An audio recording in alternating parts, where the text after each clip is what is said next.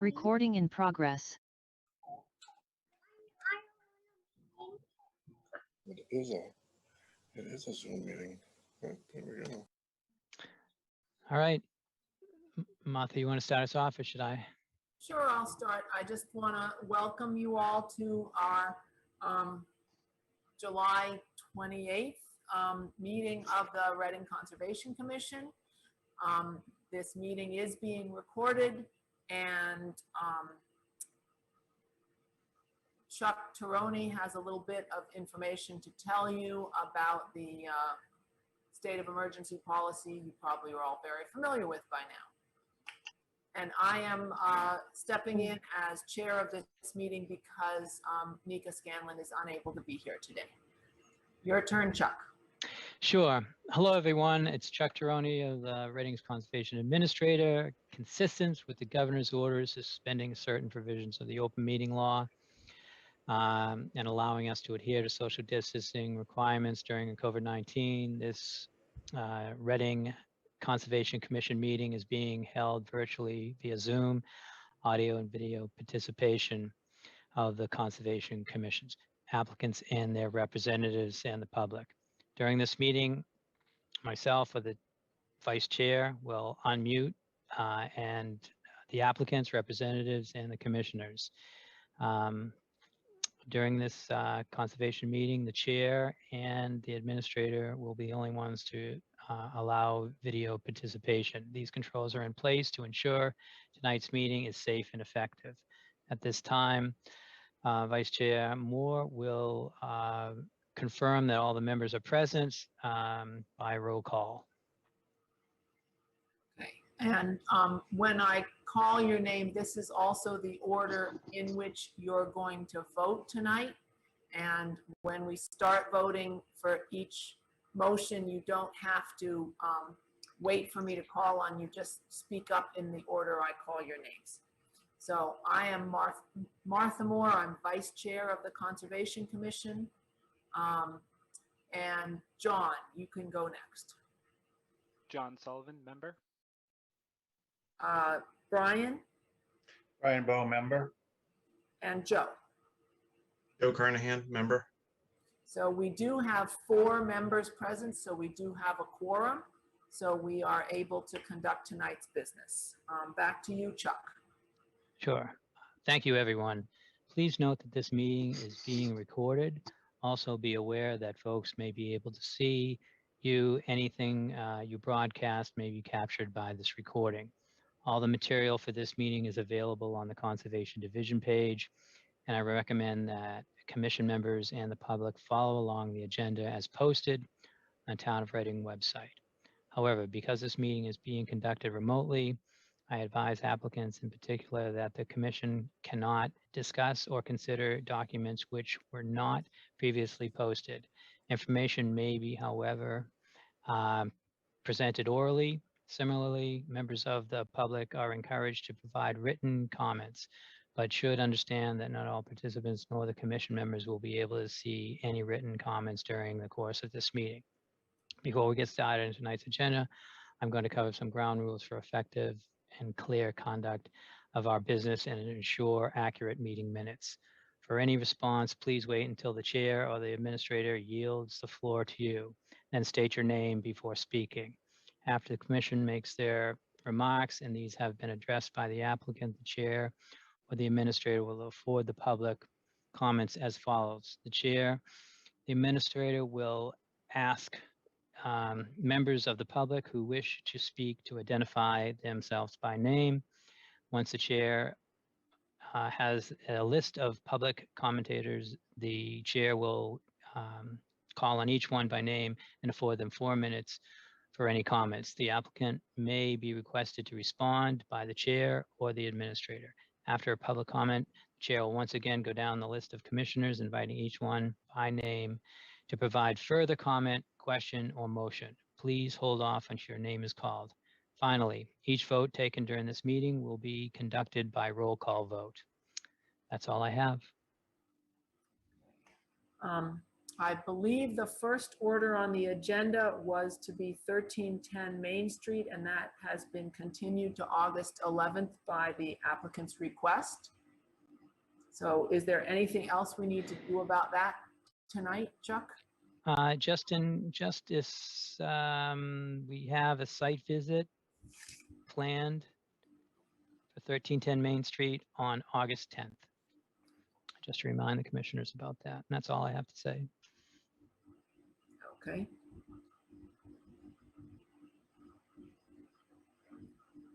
All right. So our next order of business is to be about Zero Small Lane. And we should let in the people who are here for that. Sure. Well, I don't see Maureen. Maureen can't make it tonight. This is Jack Sullivan. Okay. So are you here on behalf of Zero Small Lane, Jack? Yes. Awesome. Yep. Do we have to wait until 15 minutes into the meeting to move on to this one? I figured we wouldn't actually start it until 7:15, but Okay. but you're absolutely right. But we can still let the people in who are here for that. Okay. So if there's anybody else here besides Jack Sullivan who is here specifically for Zero Small Lane, if you could use your reaction button or your raise hand button and let us know.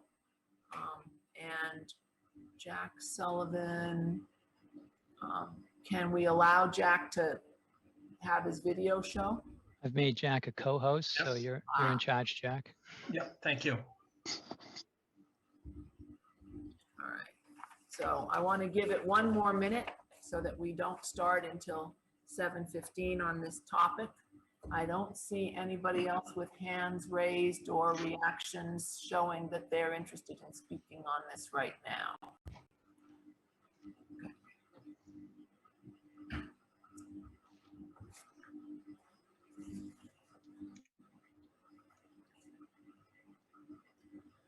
Okay, so we did go on a site visit to Zero Small Lane, and is there any member of the commission who was on the site visit who wants to bring us up to date on what we saw when we were out there? And then after that, I'll ask Jack Sullivan if he wants to tell us any more about the project that we need to know.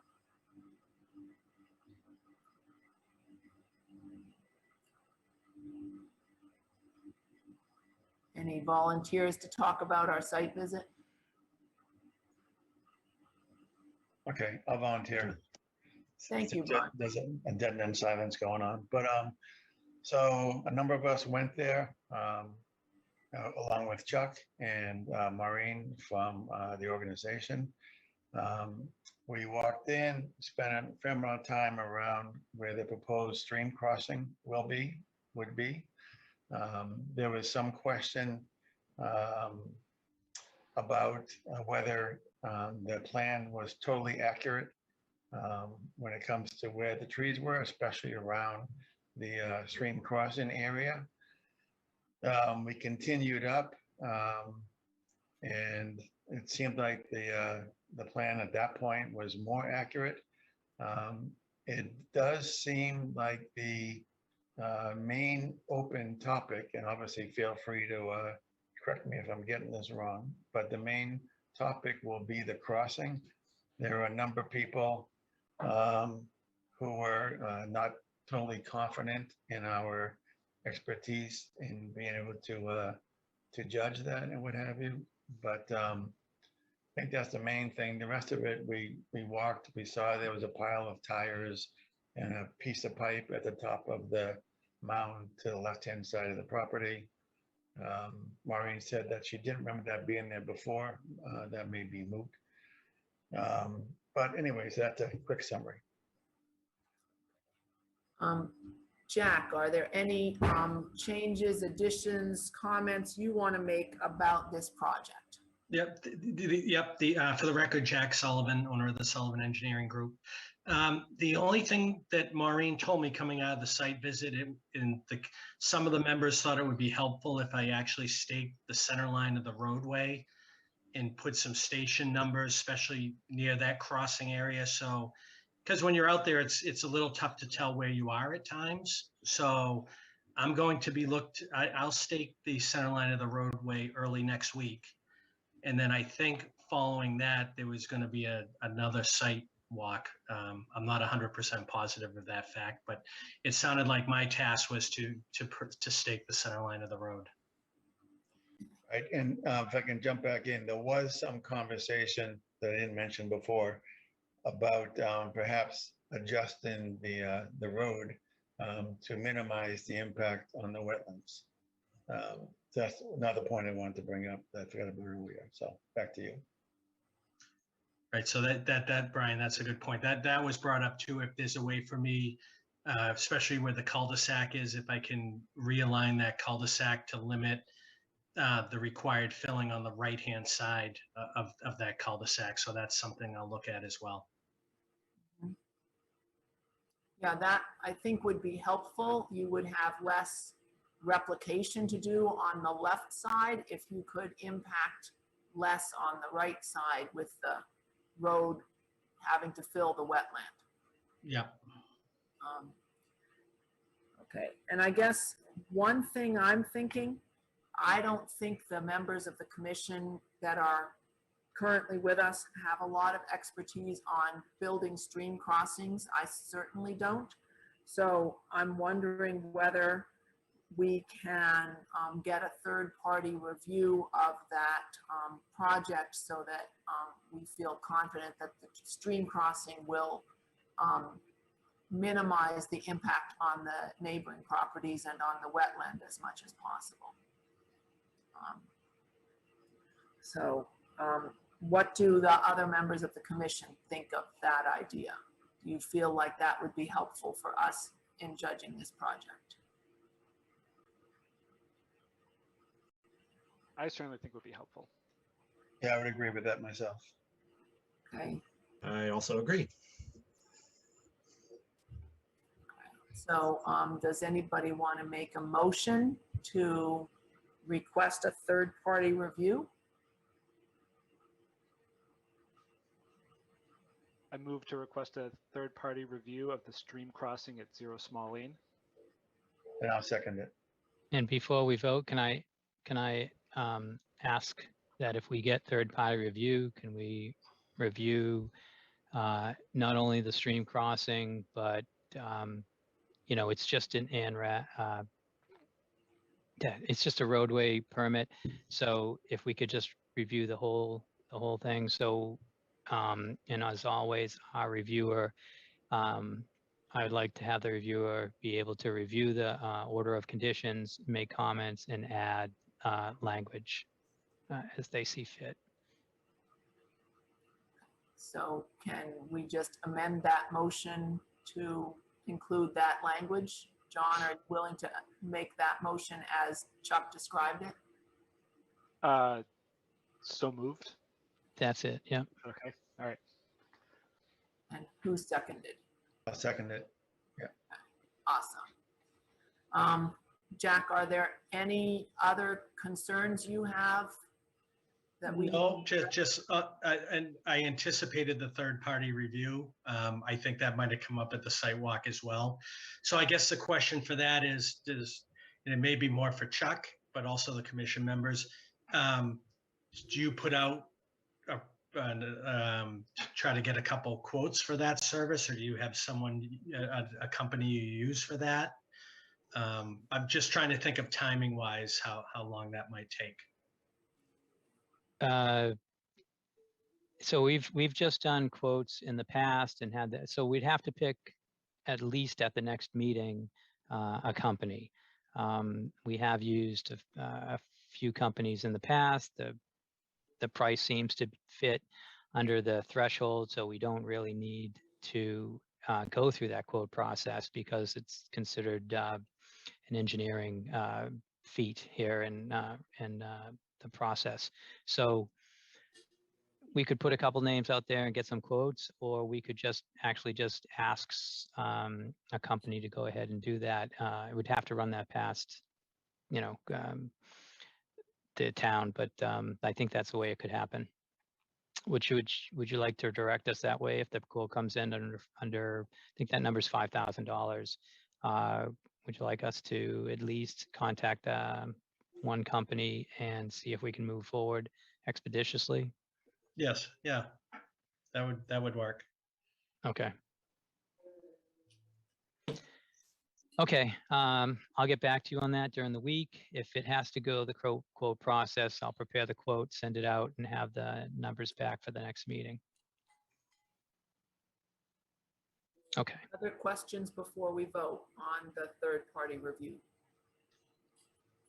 Are there any members of the public that have questions about that?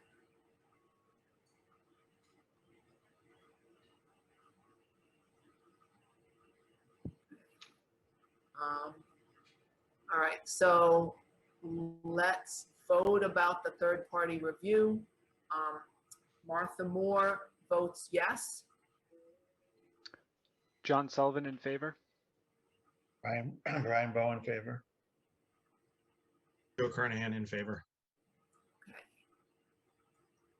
All right, and are there any other comments or questions we need, or discussion on this topic tonight? Any members of the public with any concerns you want to raise? Do a raise hand or a reaction of some sort if you have a question or concern. Any members of the commission with any further questions or concerns?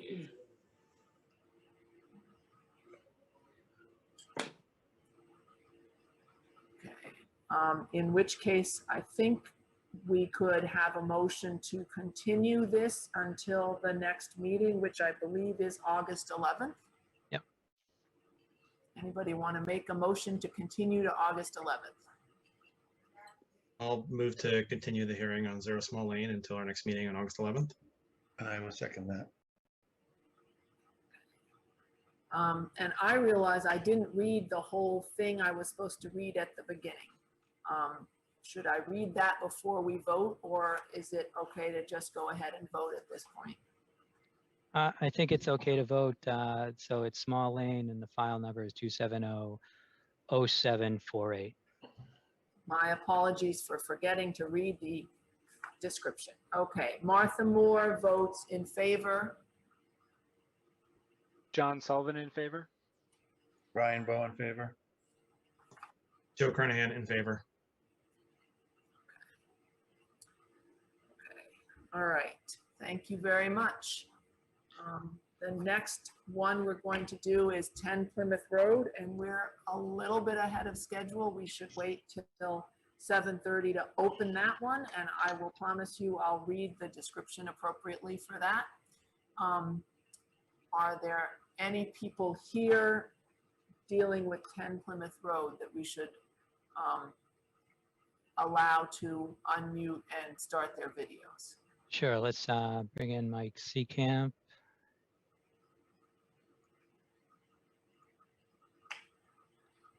And Judith McKinnon.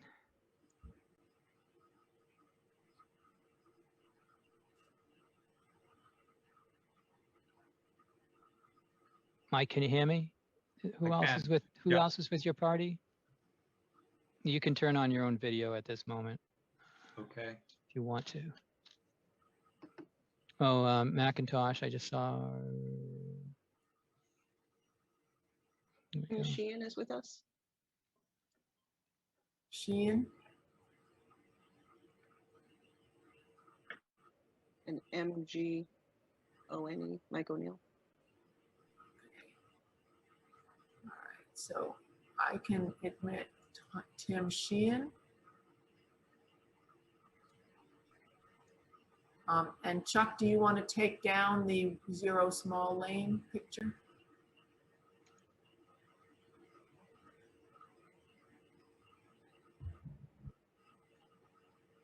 Okay, do we have everybody? MGONE is 1, McKinnon 2, and we have Camp would be the third. That's what I see. And And Tim? mentioned Tim Sheehan.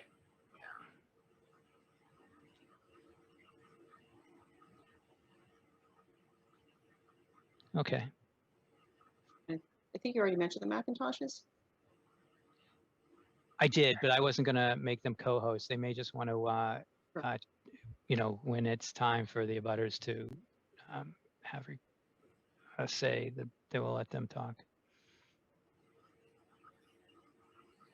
All right. And we're still 2 minutes early, so we have to wait until 7:30 to actually start part of the meeting. Sorry about that. Okay.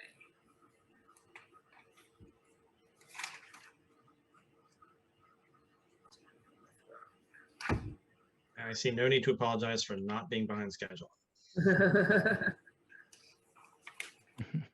It's all thanks to 1310 Main Street continuing to August 11th. It's no compliment to me here.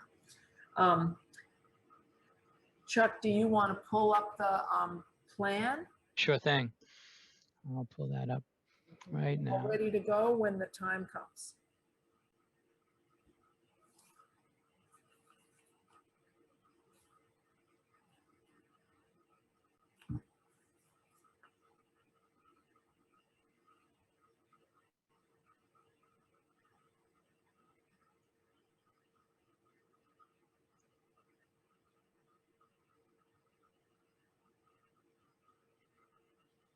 Can everyone see the plan?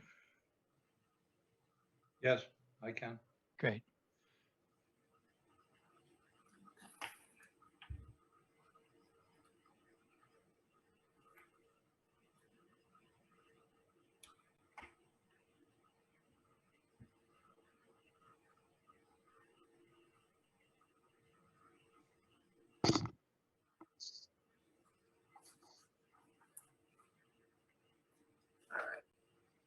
I think it's close enough to 7:30 that I can read the description of this project. It's at 10 Plymouth Road, and we are opening a public hearing on a notice of intent filed by LLC Colin and Judith McKinnon pursuant to Massachusetts General Law, Chapter 131, Section 40, the Wetlands Protection Act.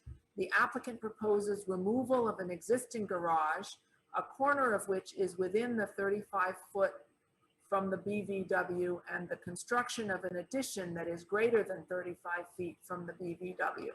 Rooftop stormwater infiltration has been included. All work is within 100 feet of a bordering vegetated wetland, BVW.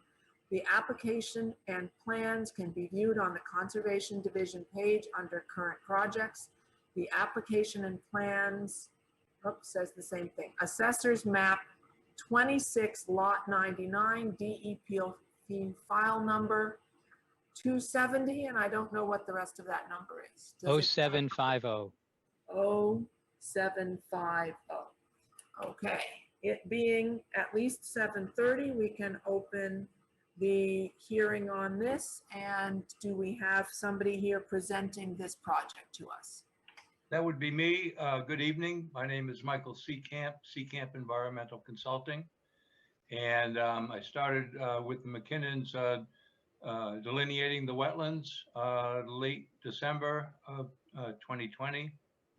And it's my understanding that the commission has conducted a site visit. And I'd be happy to answer any questions regarding the wetland, but I put out 9 flags, A1 through A9, and the transition from upland to wetland is fairly distinct, and it's mostly lawn with a section of garden in the lower, let's see, that would be the lower east corner, I believe.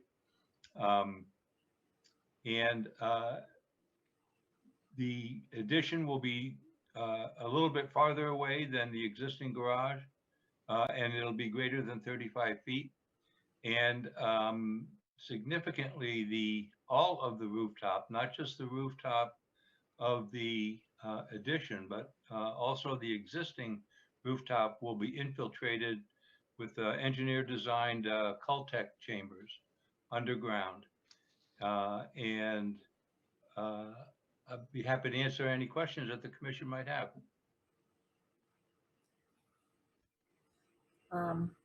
Do members of the commission have any questions you want to ask? Let's start with the same order we voted in. So John, do you have any questions?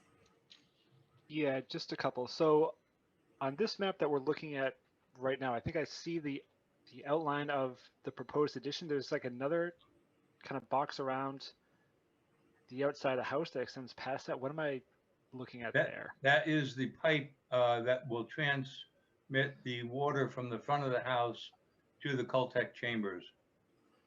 So that's the line that goes out beyond the, correct, that's it. Yep. Okay, and that'll be buried under the grounds? That'll be buried under the ground, yes. Okay.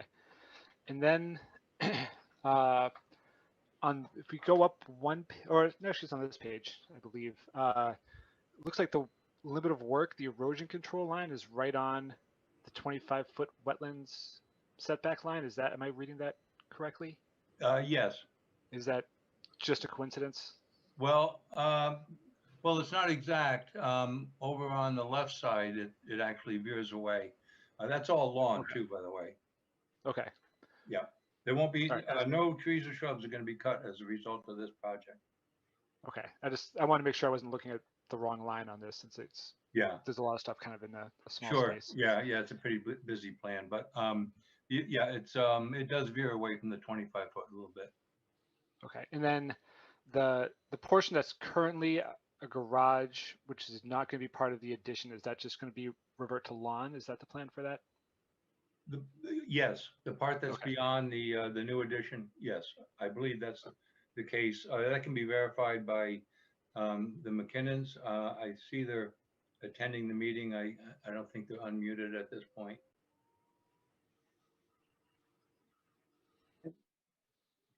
Yeah, the portion in the back and the side of the existing garage, it's not going to be part of the new addition, is going to be lawn. Okay.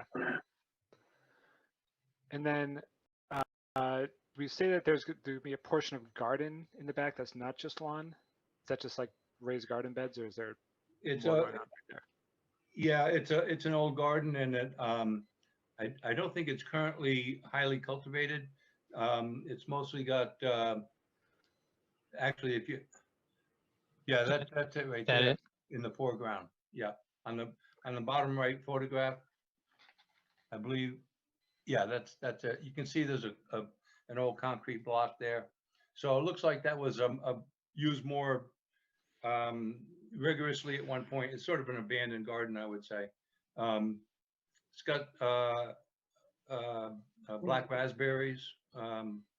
There's some garlic mustard in there, not the greatest thing, and Virginia creeper. All right. Well, I think, Martha, I think that's all I've got.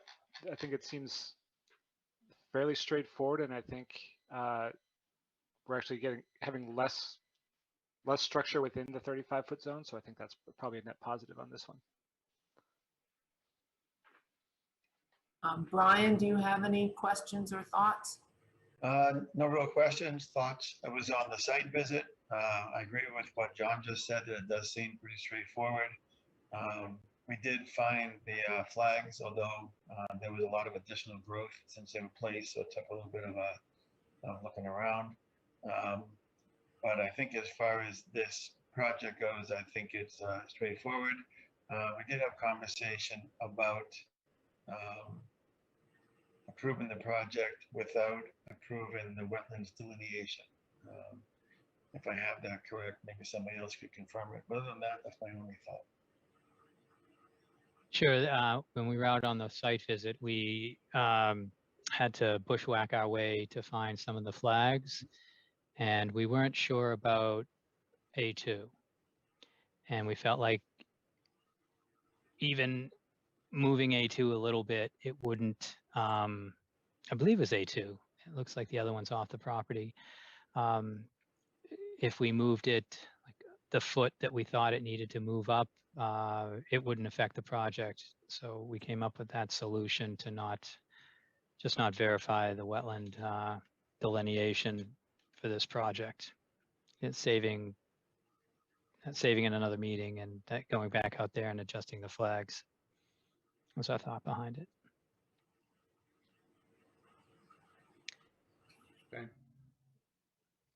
If Brian hasn't got anything, how about Joe? Are you all set or you have questions? I don't have much to add. I was in the same site visit. Plus one to everything Brian and Chuck said with regards to, we had some questions about the location of flag A2, but we got out with the measuring tape and it did not change the fact that this is taking structure out of the 35-foot zone and not putting any in. So we thought that seemed, so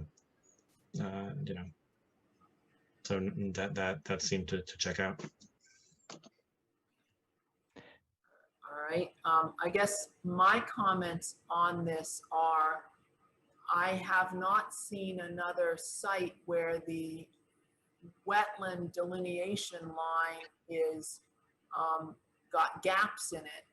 And so that puzzles me a little bit. And it's also very hard for me to see the exact location of the 25-foot line because it's all kind of intermingled with the erosion control line on this plot plan.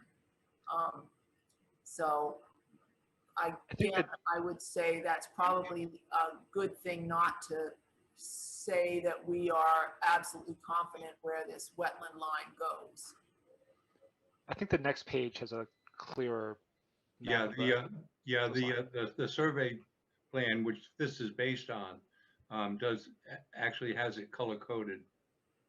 Yeah, that plan.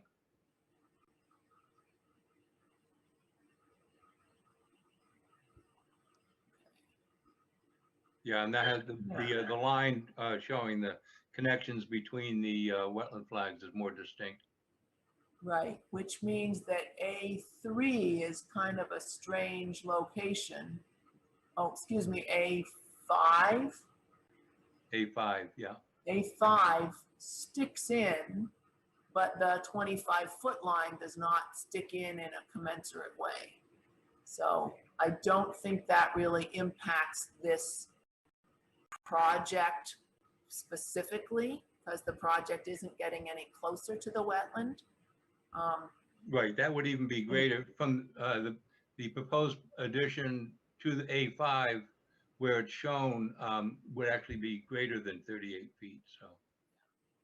Yeah, but just I think not confirming that this is an accurate wetland line because of that strange A5, A4 projection there. That whole corner of the yard seems to dip down and become wetter than the rest of the lawn. Yeah, that's the area of the abandoned garden. Okay. Yeah. And I guess one question I had, you have the Cultec chamber in the backyard between, like on this plan, it looks like 96, 97 feet above the wetland. I mean,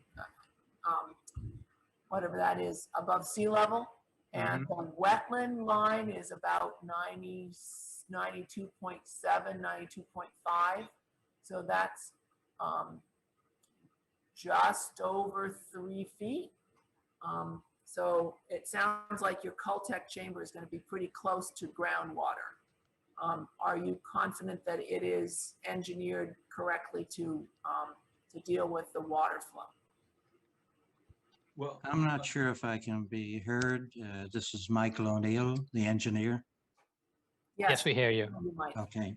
Yeah, we did perform a deep hole out there as shown on the plan. And we did establish the seasonal high water table at that location. The bottom of the stone on the infiltration, the Cultec system, has been designed to be 2 feet above that water table elevation. Okay. The wetlands are generally 91.2, and the bottom of the stone on the Cultec system is 93.5. So it's about 2 feet above the water table. I think that's all the questions I had. Chuck, did you have anything you wanted to contribute? Yes, and I just wanted to ask about the soil. And Mike, I wanted to ask you if you thought that was fill back there. No, it's not fill. There's probably, it's not shown on the plan here, but there's about 2 feet of topsoil and subsoil. And then below that was natural material. It was actually, there is a soil log on the plan, I'm sorry. I have limited space here working at the table. There's from 30 inches down to 64, it's a coarse sand. Mm-hmm. Now that 2 feet of topsoil and subsoil will be removed, and then there'll be a sand put above the existing sand layer to meet the elevations. Okay. In other words, the layer, the top of the coarse sand is at about 30 inches below the surface, which would be 2.5 feet, 87.5. And the bottom of the stone would be 93.5. That space in between would be filled with sand.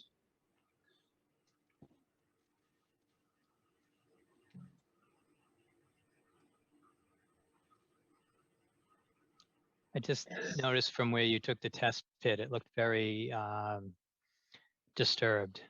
And I think Mike had, I'm assuming it was Mike Seacamp, but I'm assuming Mike put down it's an AP layer, and it didn't seem to be very organic. So that's why I asked if you thought it was fill. Well, we dug a hole that's over 5 feet. All of the material gets mixed when it's taken out by the excavator in place. So when it's backfilled in, you've got a mixture of everything. There was definitely an A layer and there was definitely a B layer. Okay, I'm satisfied with that. I did notice looking through the material that I didn't see an O&M plan for the Cultec chambers. Is that something that can be provided to the commission and to the applicant, just so they understand how to take care of these systems? I did look up one, but you may have your own understanding of what you want done throughout the first year and then the subsequent years. Well, in a sense, they're practically maintenance free because it's clear water that's coming from the roof that's going to go in there. Mm-hmm. There's no solids or any other materials. And the number of units that's in there, the drainage would be very good. At some point, maybe in the future, for whatever reason, and hopefully not too soon, if there was a failure, the units would be removed and new units put in. But I don't see there's very little maintenance required for these chambers. Sure. So we usually require that our operation and maintenance plan is put together for these. And I would say from my experience, every gutter gets debris in it, either from the dust coming from the road, leaves, or anything else that can fall into them. So that it can get clogged. And speaking of that, I was wondering if the downspouts had an overflow mechanism cut into them. There is, yes. Okay. Yeah, on the plan section, it indicates to provide an overflow and a splash block at the downspout.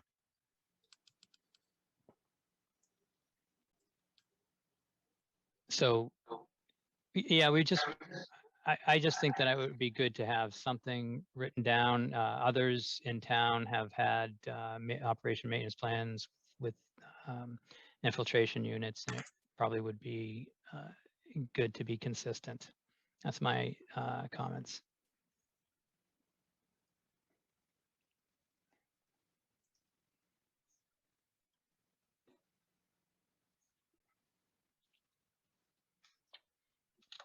You can include that in the order of conditions?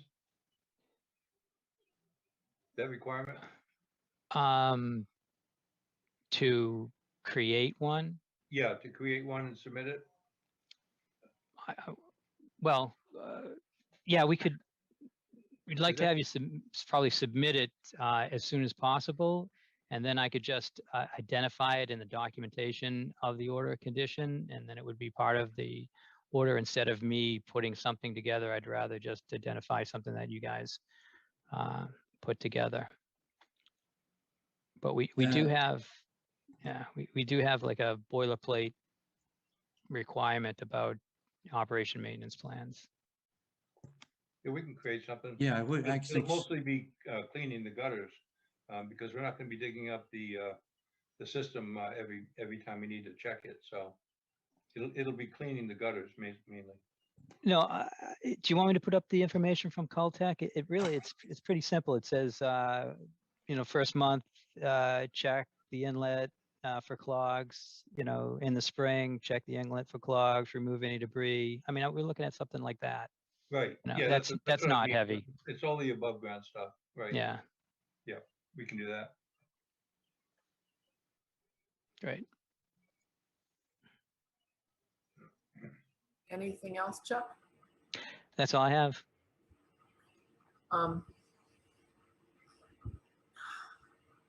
I am a little bit concerned that the lawn goes right to the edge of the bordering vegetated wetland. I don't know that that's something we can put anything about in the order of conditions because it's existing lawn and they're not moving anything closer to the wetlands. But just thinking about the abandoned garden area and the edge of the wetlands, if the homeowners are looking to improve that part of the yard, I would recommend thinking about wetland species or border species in the areas that are closest to the wetlands to help protect the wetlands from runoff and things like that. And I don't know that that's something that can go in the order of conditions, but just something I noticed, you know, some ferns or other wetland species along the edge would be nice instead of the garlic mustard, for example, or instead of the lawn going quite so far. Okay, I would like to check and see if any members of the public who are here wanted to make comments on that. You can use your raise hand function in the participants list or click on a reaction and we'll see you. Aha, we have somebody who wants to speak.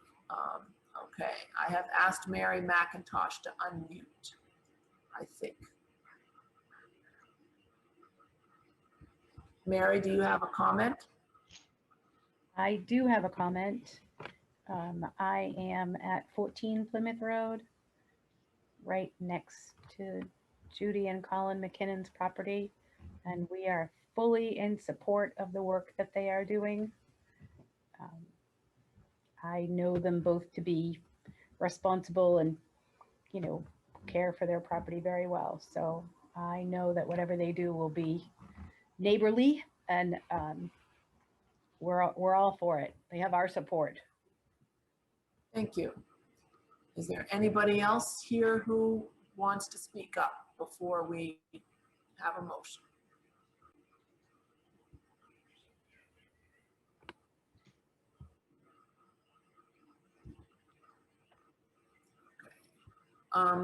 Can I entertain a motion about 10 Plymouth Road, DEP file number 270-0750?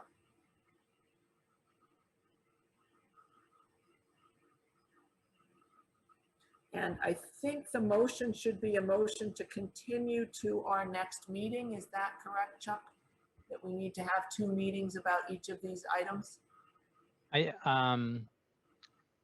So I think that I'm in a good place in the office tonight, and if you felt so inclined, you could close and we could issue at the next meeting. But before we get that motion, you know, we should ask about conditions, because I heard you talking about a buffer strip at the back of the lawn. Was that going to be, I didn't want to close and not have the applicants be able to address that if that was something you were asking about. I didn't know if that's something we can put in the order of conditions or not. I don't know what our, Well, there's no change in use of the backyard. Right. So ordinarily, that would leave it the way it is. Mhm. I haven't spoken to the McKinnons about the possibility of doing some augmentation of the vegetation along the edge. Perhaps they'd like to weigh in on that. Yeah, just to let us know if there's any plans for the backyard, maybe to clean up that old, I think that old area is full of maybe partially natives and partially invasive species from what I saw. And that corner seems to be the wettest corner of the yard where the wetland line comes in into the corner. So Judy or Colin, do you have any thoughts on that? Sure. I think the ferns actually sound like a nice idea. I think thus far we were actually a little concerned that we shouldn't touch the area. We were afraid we were, in violation of some sort of conservation rules. So we, as you saw, just kind of let it go natural. If we're allowed to actually sort of clean up that area, I think we'd be very happy to do so. So typically what the commission would like to see would be a buffer strip of native vegetation. And because the edge of the wetland is pretty much lives at the edge of your property, something like a 5-foot buffer strip that, was an area that wasn't going to turn into grass and had native vegetation and, ferns, which I'm sure would do pretty well down in that area, would be great.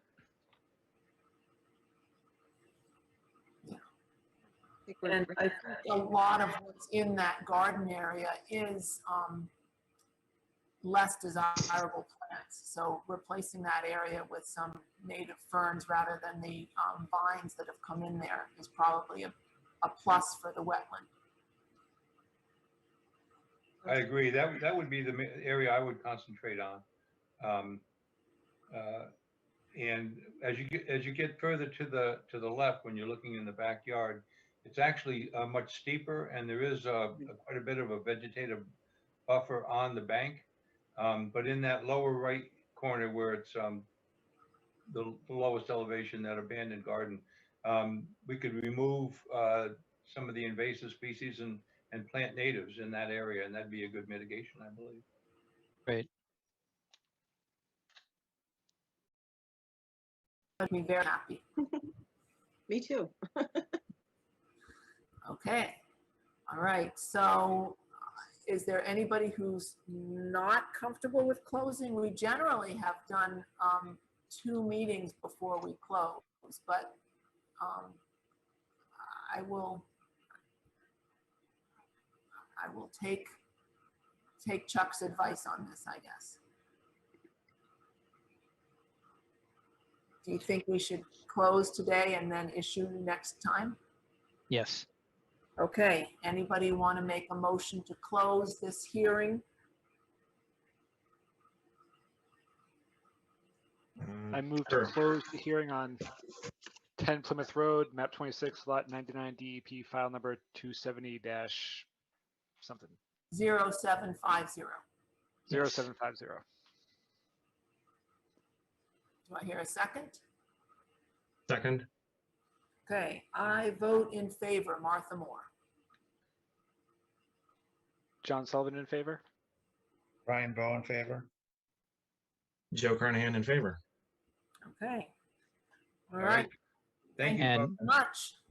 so Thank we'll you. have the order of conditions written in between the meetings, and we'll just send it to the applicant, the consultants, and we'll approve it and issue it at the next meeting. So it'll be up to you after you review it, whether you're gonna show up or not. The applicant certainly should be here. Thank you. All right, thank you. Thank you Thanks, very Mike. much. Thank you. Bye, folks. Thank you. Okay, our next agenda item, I believe, is Lot A Main Street next to 1261 Main Street.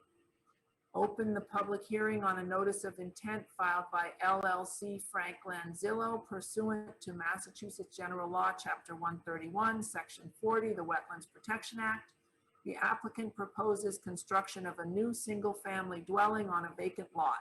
New improvements also include a driveway and utilities. All work is within 100 feet of a bordering vegetation designated wetland.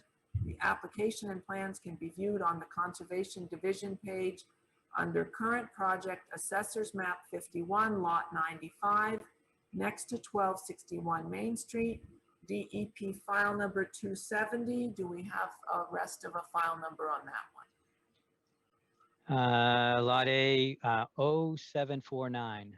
0749. DEP file number 270-0749. And do we have people here to represent that project?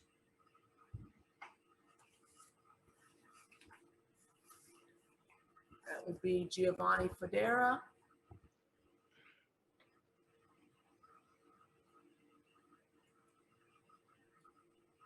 Giovanni, are Hello? you? Hello, can you hear me? Yes. We Yes. can hear you. All right. Are there any other people here representing your project tonight? I believe it will just be myself. The applicants may be in attendance, but right now it is just me presenting. So for the record, my name is Giovanni Federa with Federa Engineering. We have this site that was, so this lot was recently created in April. It was recorded with the Registry of Deeds in April this year. And so it's a fairly new lot. It does not have an associated, can I shoot? Yeah, there we go. So it does not have an associated map and lot number. So we kind of referenced 1261. But anyway, just an overview of the project. The lot was created in conformance with all zoning bylaws and as an A&R, and it was delineated by Norse Environmental, and I believe it was November of last year. It's definitely been within the year, so it's a valid wetlands delineation, and they are shown here on the plan as flags A and flags B. Flags B up on the northern part of the site. That's the eastern portion, actually. But so we're proposing to sit down, and the wetlands are nearby, but there is a little bit of space to fit in a house and fit within the building setbacks as well. And so we will need to remove some trees. As shown on the plan, we will be removing 12 healthy trees, 2 of the and 2 dead trees. So a total of 14, but 12 healthy and alive trees. I did show pictures within the application itself, so they are as an appendix of each tree that we have labeled on the plan. They're labeled 1 through 14, and they're referenced on the plan within each red dot that you can see on the plan itself. The reason why we put the house in that rear portion and not closer was we did take a look into putting the house closer to the to Main Street, but we noticed that there would be roughly about the same amount of trees being removed, and there's a beautiful 40-inch diameter tree located right above the that little turnaround spot on the driveway. That would have been removed. There's a number of other trees that were, really nice, healthy trees that would have been removed and came out to about the same number of trees to be removed. So we figured having a longer driveway give a aesthetic appeal to a potential buyer, homeowner. It's kind of nice, adding a nice feature to Main Street. You're not right up against the street itself. It's Route 28, as we all know. It's a busy road. So we also found that there was a little bit more space back there with the buffers to the wetlands. So we were like, hey, if there's a little bit more space, let's fit the house back there, and it seemed to work out pretty well. Now, the questions you're probably going to be asking is, is there stormwater mitigation? Now, this was our first submittal, so I did not provide that on this plan. However, I have been working out some details on how to mitigate stormwater, and we're looking at the wetlands. Wetlands they're delineated at an elevation of approximately 200. So we were assuming that, the groundwater would be there on site. We were assuming that it's probably around 201 elevation.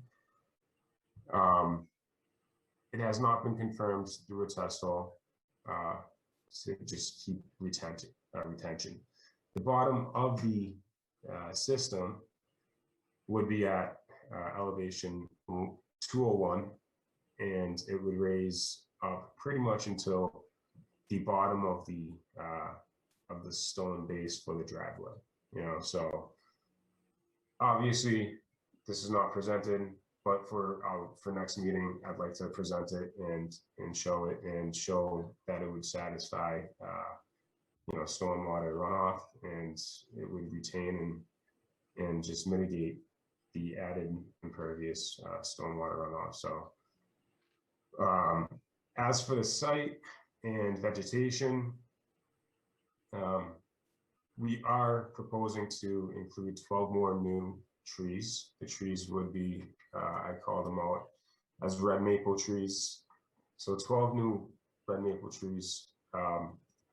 Also some arborvitaes right along the northern portion of the lot behind these.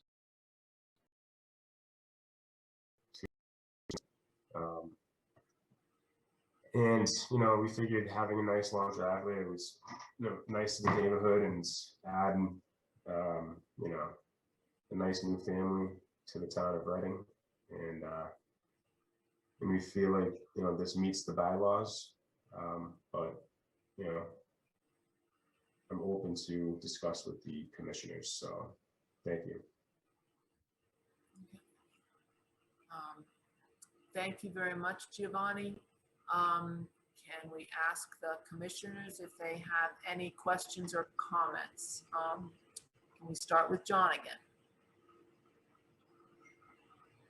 Sure. And just before I start, I should, for full disclosure, I've known Giovanni since he was in high school, I believe. I was assistant wrestling coach for a couple of years while he was there. I don't think that this will influence my decision making on this at all, but if anybody has concerns, I wanted to put that out there. Giovanni, I think you said there were 12 replacement trees that were going in on this plan. I'm only count 11, unless I'm missing something. There's 1, 2, 3.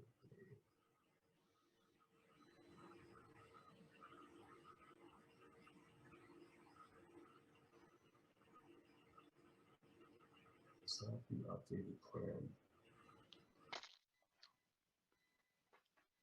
I must have put one somewhere before, and that is something I will take a look into. Okay. Yes. And so just if you could help me understand the stormwater runoff. So it said pipes running along the sides of the driveway. Do I understand that right? Are they going to the street or into the wetland? No, it would just act as basically just a chamber underground within the stone, and just instead of, so stone, 3/4 inch stone usually has a void ratio of about 40%. So when you're trying to mitigate more stormwater, adding a pipe that's perforated, you're now including 100% void space. So it just increases the volume of stormwater that can be mitigated. Okay. Yep. Thanks for that. I think that's all from me. Brian, any questions, comments? More an observation. So admittedly, there isn't a stormwater plan yet. It's kind of an interesting project from the depth and the narrowness. I would like to do a site visit to go walk through. I don't know if anybody else wants to do it, but from my own perspective, especially where it's relatively near the Aquifer Protection District, I'd like to go there and see it. I agree. I'd like to do that as well. So let's make sure we pick a time before we close tonight's section of this meeting.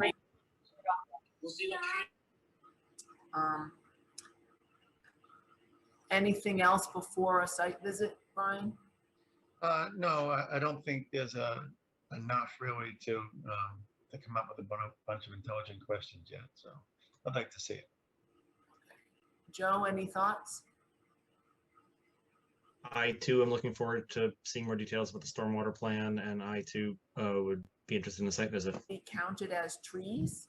So I'm not really concerned about the 11 red maples if you've got 9, 10 arborvitae there. I don't want maples 15 feet apart. I'm looking at the 2 in the back corner at the top, or the 2, the second and third tree back on the right from the street. Those are close together, and the 2 on the left next to the street look kind of close together to me. I wish Carl was here because he's a landscaper and might also have a thought on that. My other question is, how are you going to protect the trees that you're not cutting down near the, as on the left, for example, that 40-inch tree and the 12-inch tree? How are you going to protect them from damage as you're doing construction that close to them? So the trees will be protected with the silk fence barrier, with the exception of 3 trees located about midway through the driveway on the right-hand side. Those, all trees, they can be protected with barriers. You know, we'll put any type of fencing, you know, yellow tape, whatever you can do, even if we have to put a silk fence around it, that's totally fine. The reason why I didn't, you know, I didn't surround those 3 trees was just for planting of the trees right, you know, next to them, so you'd have a little bit more space. As for, you know, putting in the driveway is being elevated.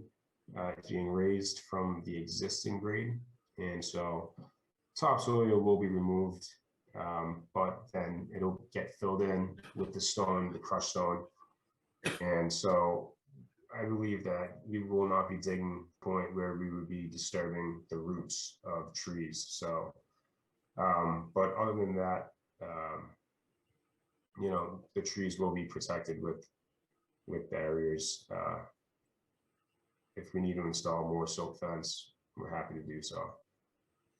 Yeah, I'm just concerned, especially that 40-inch tree being so close to the driveway, to make sure that you try to protect the roots of the tree as much as possible. I agree. And we, you know, we can shift over the driveway. Right now I have it at 22 feet. You know, we can shift it, you know, a few feet away from that 40-inch tree as well. You know, that's totally an option. Okay. Have you figured out where snow storage will be for this property? Snow storage will have to be hauled off-site. So that's a big expense for the homeowner. I don't know, if I was buying that house, I don't know what I would think about saying I have to haul the snow off-site every snowstorm. I mean, how does the commissioners feel about having snow storage, you know, within, you know, close proximity of the wetlands?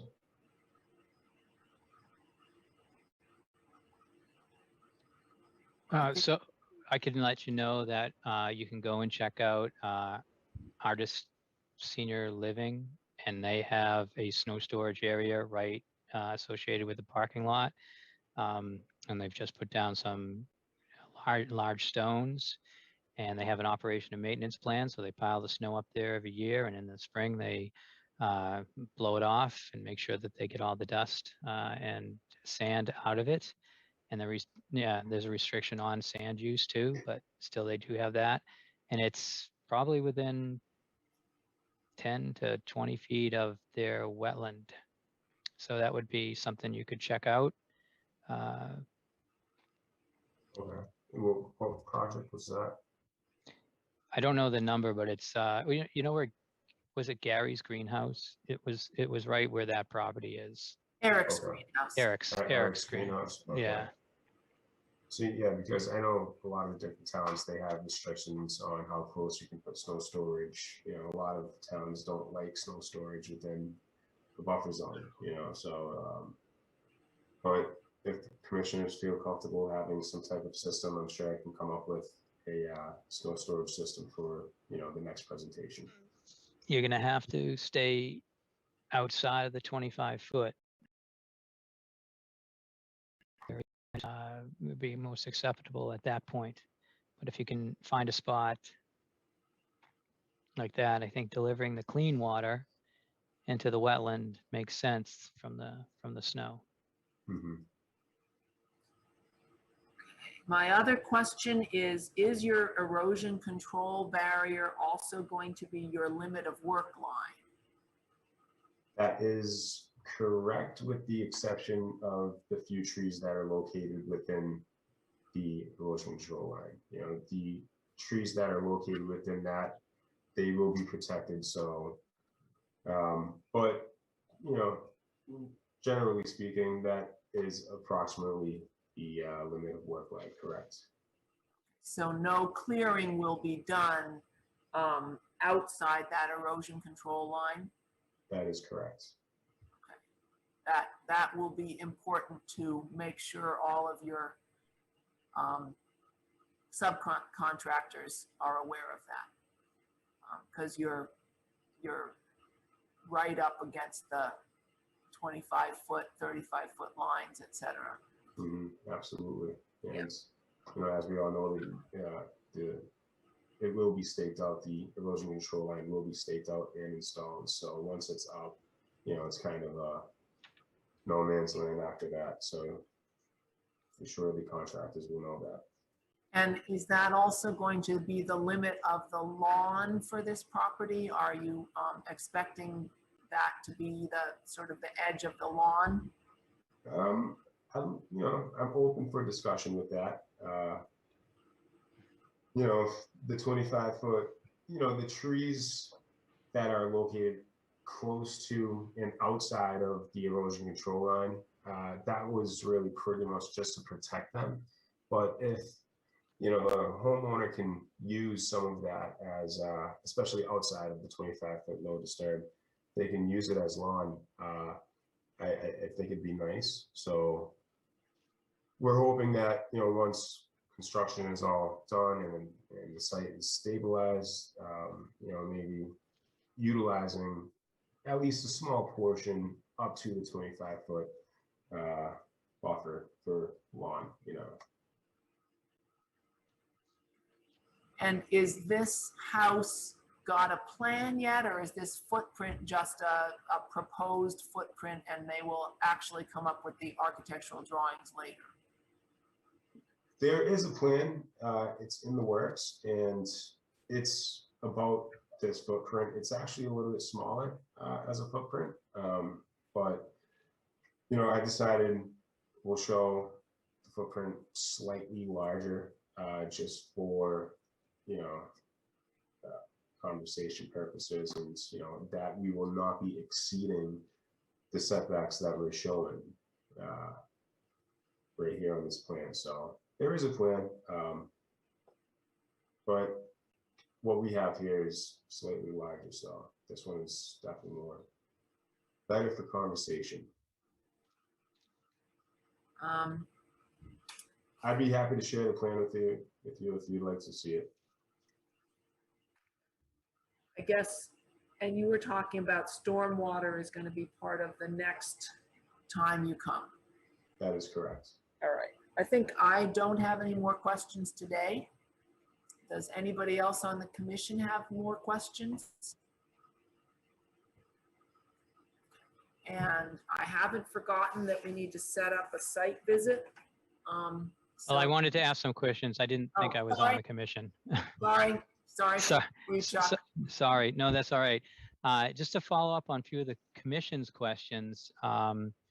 So, and a few of my own, I wanted to know if you considered pervious driveway.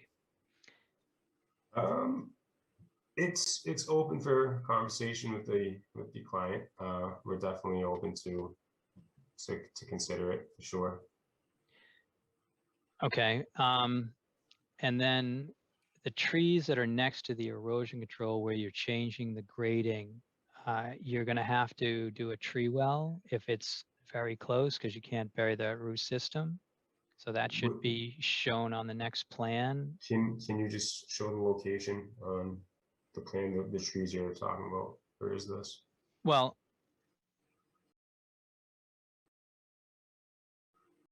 so these spot grades right here are trees. Those are trees, and Okay. they So represent. this one yes. here Yeah. is that it's gonna come up to the 205 elevation, and it's right around that tree. So you'd probably want to think about maybe some sort of tree well in that area. It looks like there's a couple right here that you'd want to watch out for, and same here. If you're bringing up the grade, you can't bring it a foot above, or you can't pile a foot of dirt on top of the roots. The roots go out and extend as far as the drip line of the tree. So this is not a representation of the drip line of any of these trees.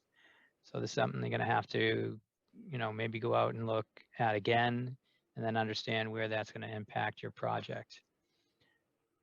We talked about snow storage, and we're going to look at that on the next plan. That's something that's going to be on the next plan. And I wanted you to identify the limit of work line on the plan, not only just erosion control, because we've run into a problem with that in the past where it's just been erosion control. If you want to bring into the conversation some additional grass areas within or outside of the erosion control, then wait for that, but it has to be part of the final plan. The abrevieties were discussed as being accepted as part of more trees. And I want to let you know that our tree policy has a size also. So I don't think the abrevieties would qualify until they grew probably to like 10 feet tall. And it's likely you're not going to be installing 10-foot tall abrevieties because they probably wouldn't do that well.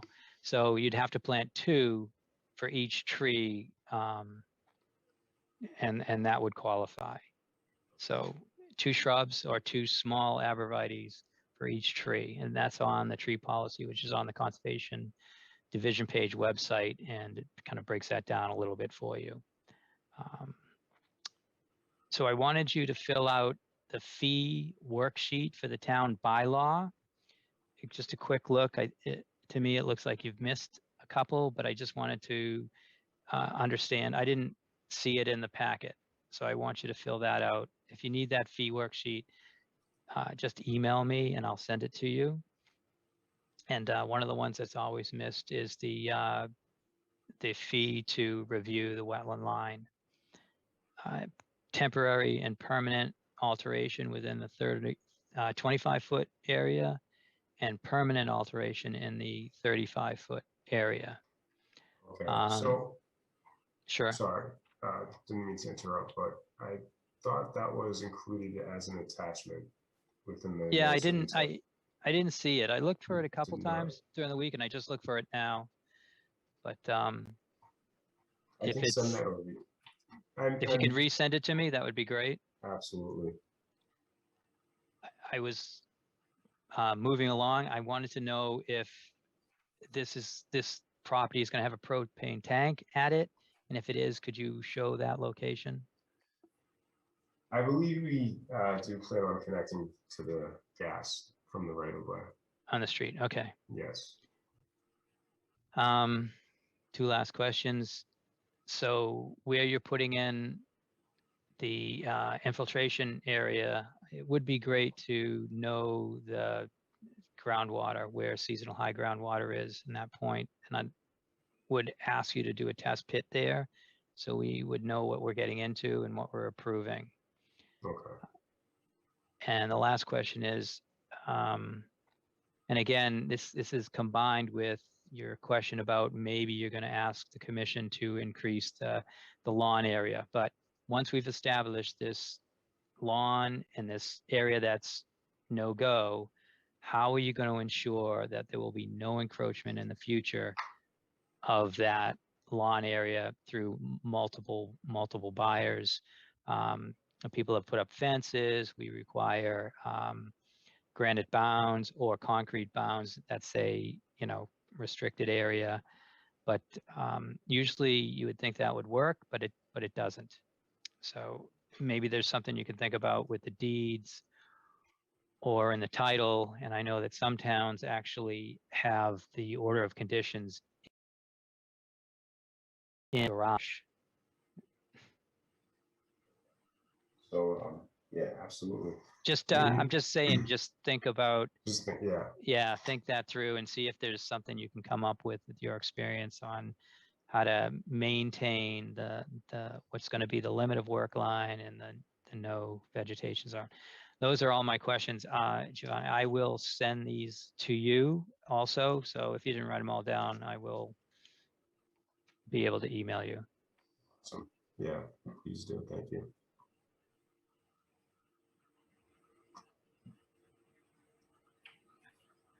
Anything else, Chuck? No, that's all for me. Okay, so we should pick a day for a site visit. I'm going to suggest that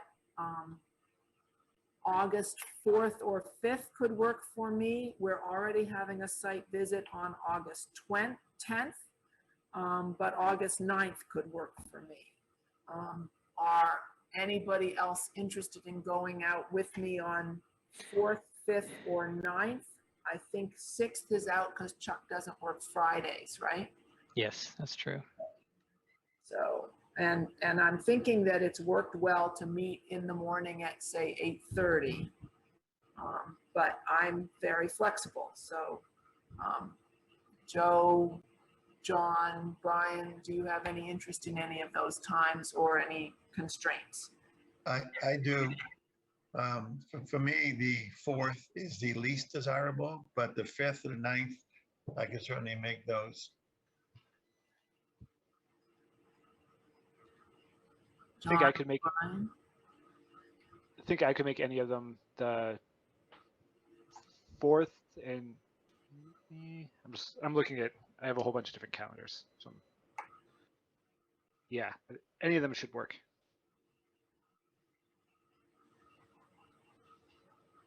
I'm actually in a similar position to Brian. I think the 5th and 9th are preferable to the 4th for me. Yeah, the 5th is better for me too. Okay, so Chuck, the 5th is better for you than the 9th? And the 9th is fine for me. Okay. Both 4th and 9th, 5th and 9th.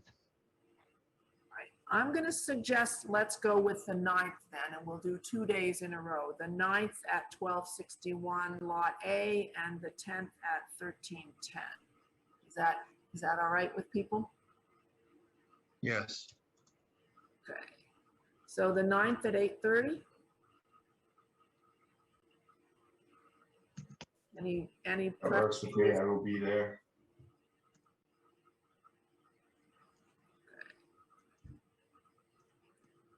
Okay, site visit. And I vote we park on Nelson Road, Nelson Ave. I think that's our best bet, to park on Nelson Ave, gather there, and then walk around the corner. That seems seems to be the best route. Okay. All right. So Giovanni, did you say you were able to be there then? That is correct. The 9th works with me. Okay. Giovanni, beforehand, could you well, based on our last site visit, it would be good to get some stakes out in the field so we understand where things are. Okay, absolutely. So does the I can- commission, what does the commission think? The driveway and the house on the wetland side?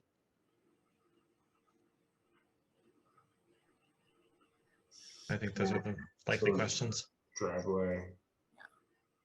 Sometimes you help let me know. up some of the trees too. Like if Yes. you could flag a few of the trees to, you know, maybe not every single one, but enough that we can find those clumps of trees you're planning to take down. Yes, and I already did start, you know, labeling the trees, marking them with, you know, orange tape, so.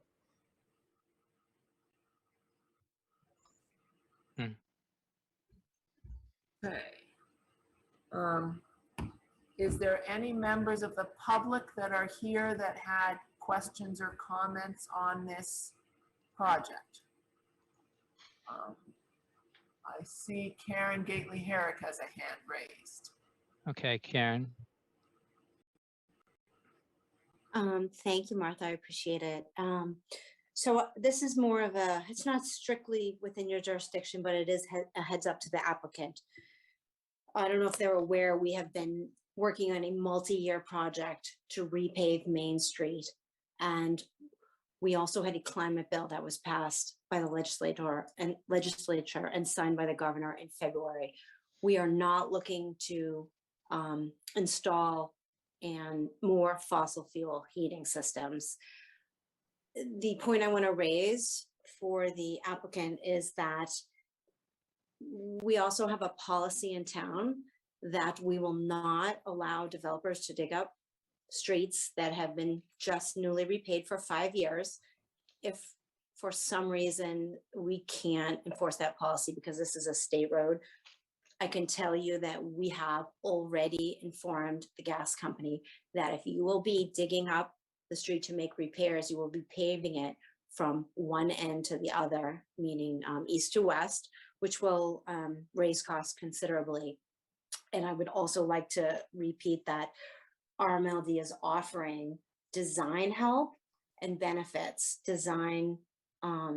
free design help for developers who are looking to look for more climate-friendly solutions such as air source heat pumps. And, you know, so I heard a no to propane. And again, that is also a fossil fuel, but I just wanted to make the applicant aware of there are going to be more and more restrictions with hooking up to gas. This is a new world we live in, given that the climate bill has just been signed. So thank you. Thank you. Are there any other questions from abutters in this area? I see Karen Carr and Scott Berger. Karen? Oh, I was going to say for Scott to go, but I'm just a little curious whether, and this is mostly for the commission, is there any special requirements for sewage? Because I think on that side of that lot, it's all septic, and they're going to be 100 completely within the 100-foot buffer, and I didn't know whether there's anything special for that, because I'm pretty certain we added 1257 because the line used to end at my house. We added 1261 onto it, but it does not, I don't think it carries on down that side of the road for that land. Is there any special issue with that? Giovanni, are you going to connect to the septic in Main Street? Yes, so on the plan, it does show that there is a sewer line on the opposite side of the street. There is also a sewer line running down Nelson Ave. So if you didn't want to go across the street, you can go down to Nelson Ave. So there is options to connect to public sewer. Will that require digging up Main Street? It will, yes. And I did talk to the permitting department at MassDOT specifically the people who are in charge of permitting these issues at hand. And they said that there's no problem with, cutting into a newly paved road. They just require more strict, specifications on how to install it. As mentioned, going, all the entire width of the road, or maybe a little wider, using maybe like a flowable fill, but they have certain specifications for when you do something like this on a newly paved road, but they do allow it. Okay. We also have Scott Berger has his hand up. Is that right if Yes. I call on him? Yes, hi, thank you. Yeah, so I am in a butter. I'm 1301 Main Street, the corner lot there of Nelson and Main. And you've addressed, I had a long list of questions and some of them have come up. My first one, if I can get a clarification on the map, just to be, there was talk of and what the house is, and surrounding it is like a gray shaded area up to, I believe the property line and the, erosion control and buffer zone. Is that all going to be lawn, with the exception of the trees that are being saved and planted? Will that, I'm very familiar with this lot as I see it out my window every day. There's a lot of undergrowth and shrubs. It's just, woody, swampy. Is that going to be cleared to be lawn all around?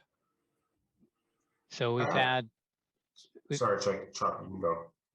Sure. So we've had the applicant consultant has told us that inside this hatched gray area will be cleared.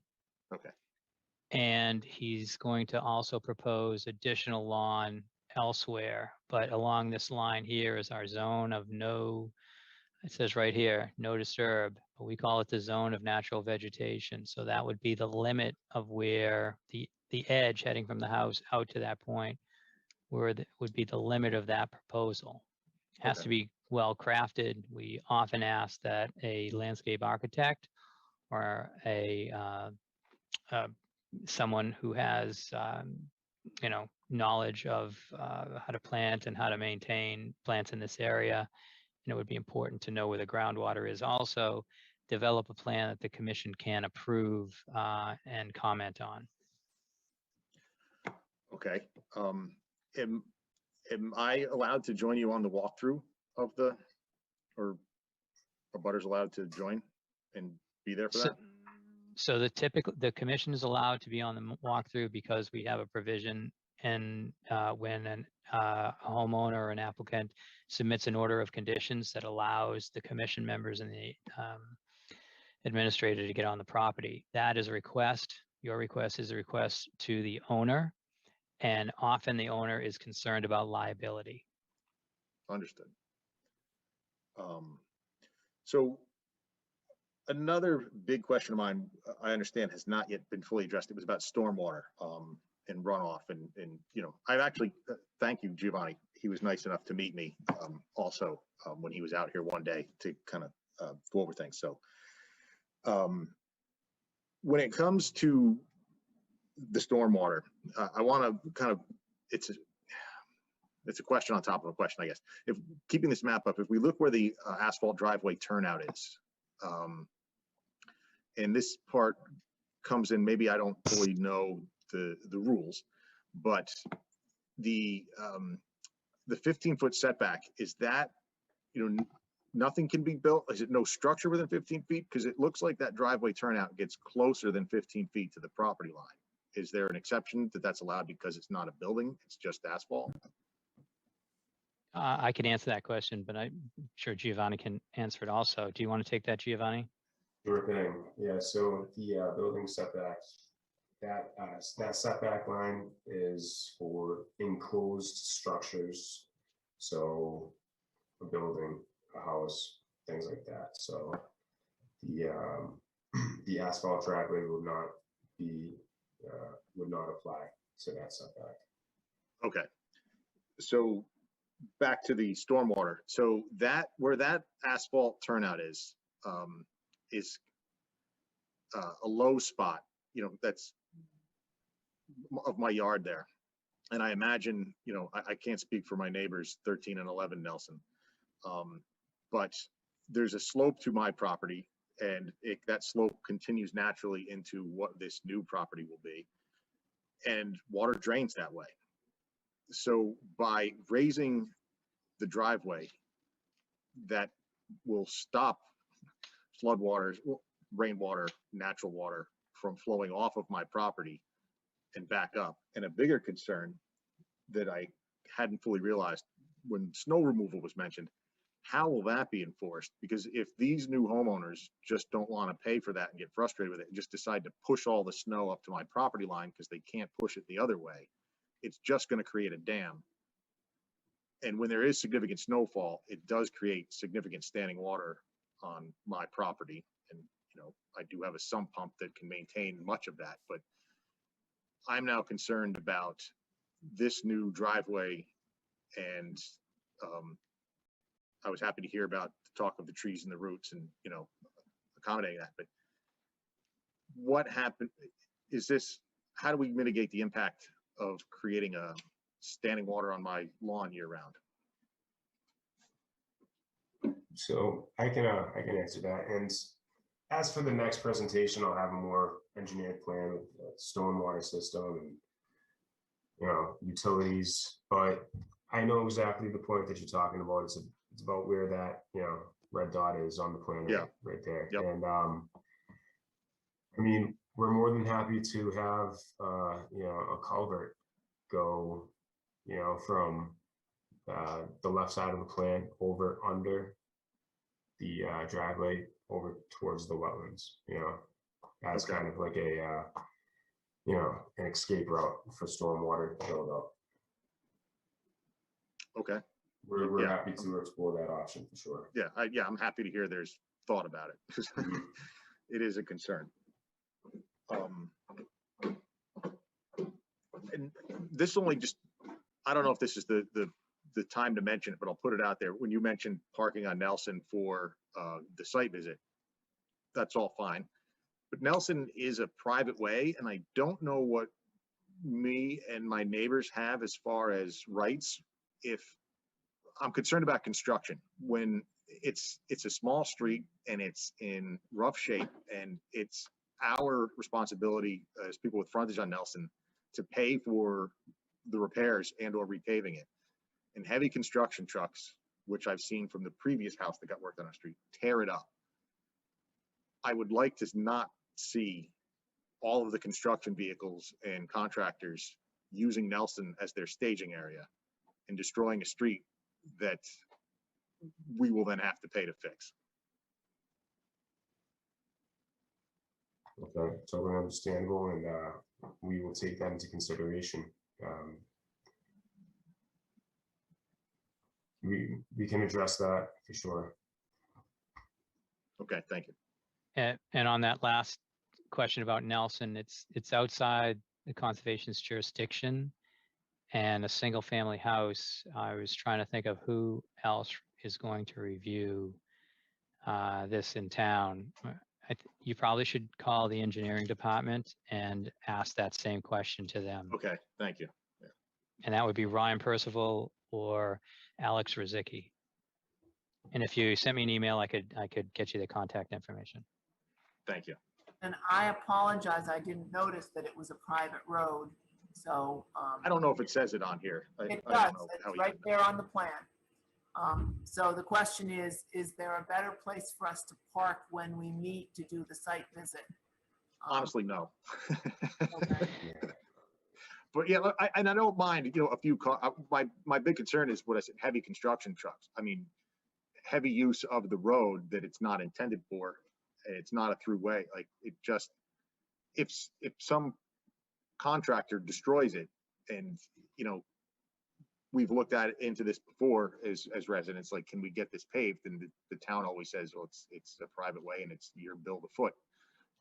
So I don't want to pay $100,000 with my neighbors to fix a street that a contractor had significant impact in damaging. If that happens, I can't say it's gonna, but it's a concern. Okay. All right. Are there other things we need to talk about before we continue this to our next meeting? I would just point out, Martha, that we could park just north of Nelson Ave is the pizza place, Reading House of Pizza, that little shopping center. There's a sidewalk that goes between those. So presumably the pizza place wouldn't be too upset with cars there at 8:30 in the morning. Okay. All right. We could do that.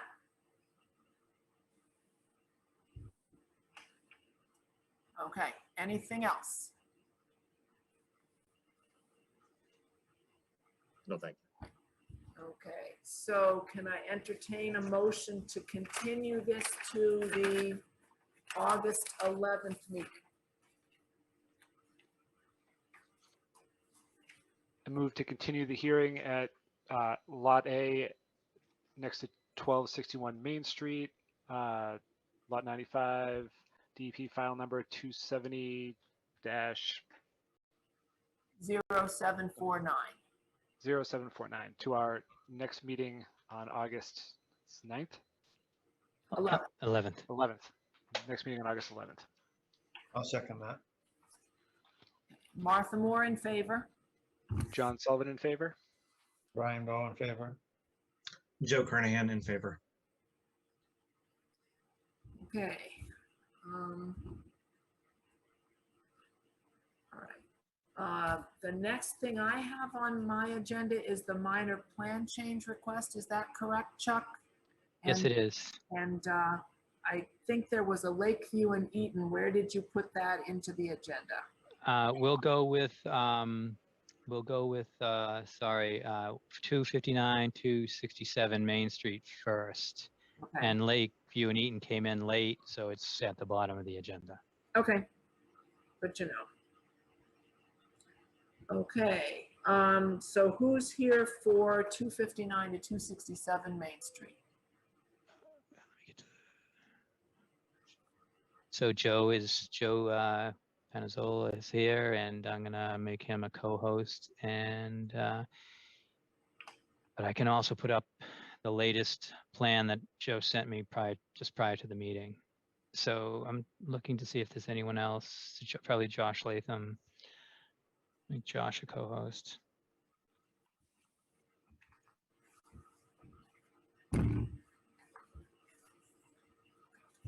And just a question, are we comparing to the plan that's dated on November 4th, 2019? Was that the original plan that we're comparing to, or is there something more recent than that?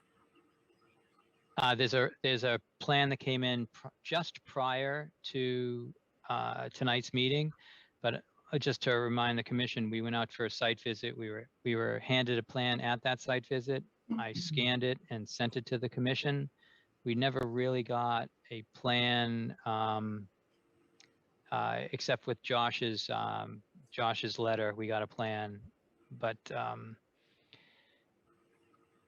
so we didn't get a plan that was in color. I guess that's where I was heading with that. We didn't get that color plan. So let me pull up the plan, and then maybe Josh or Joe can kind of walk us through what's going on out here.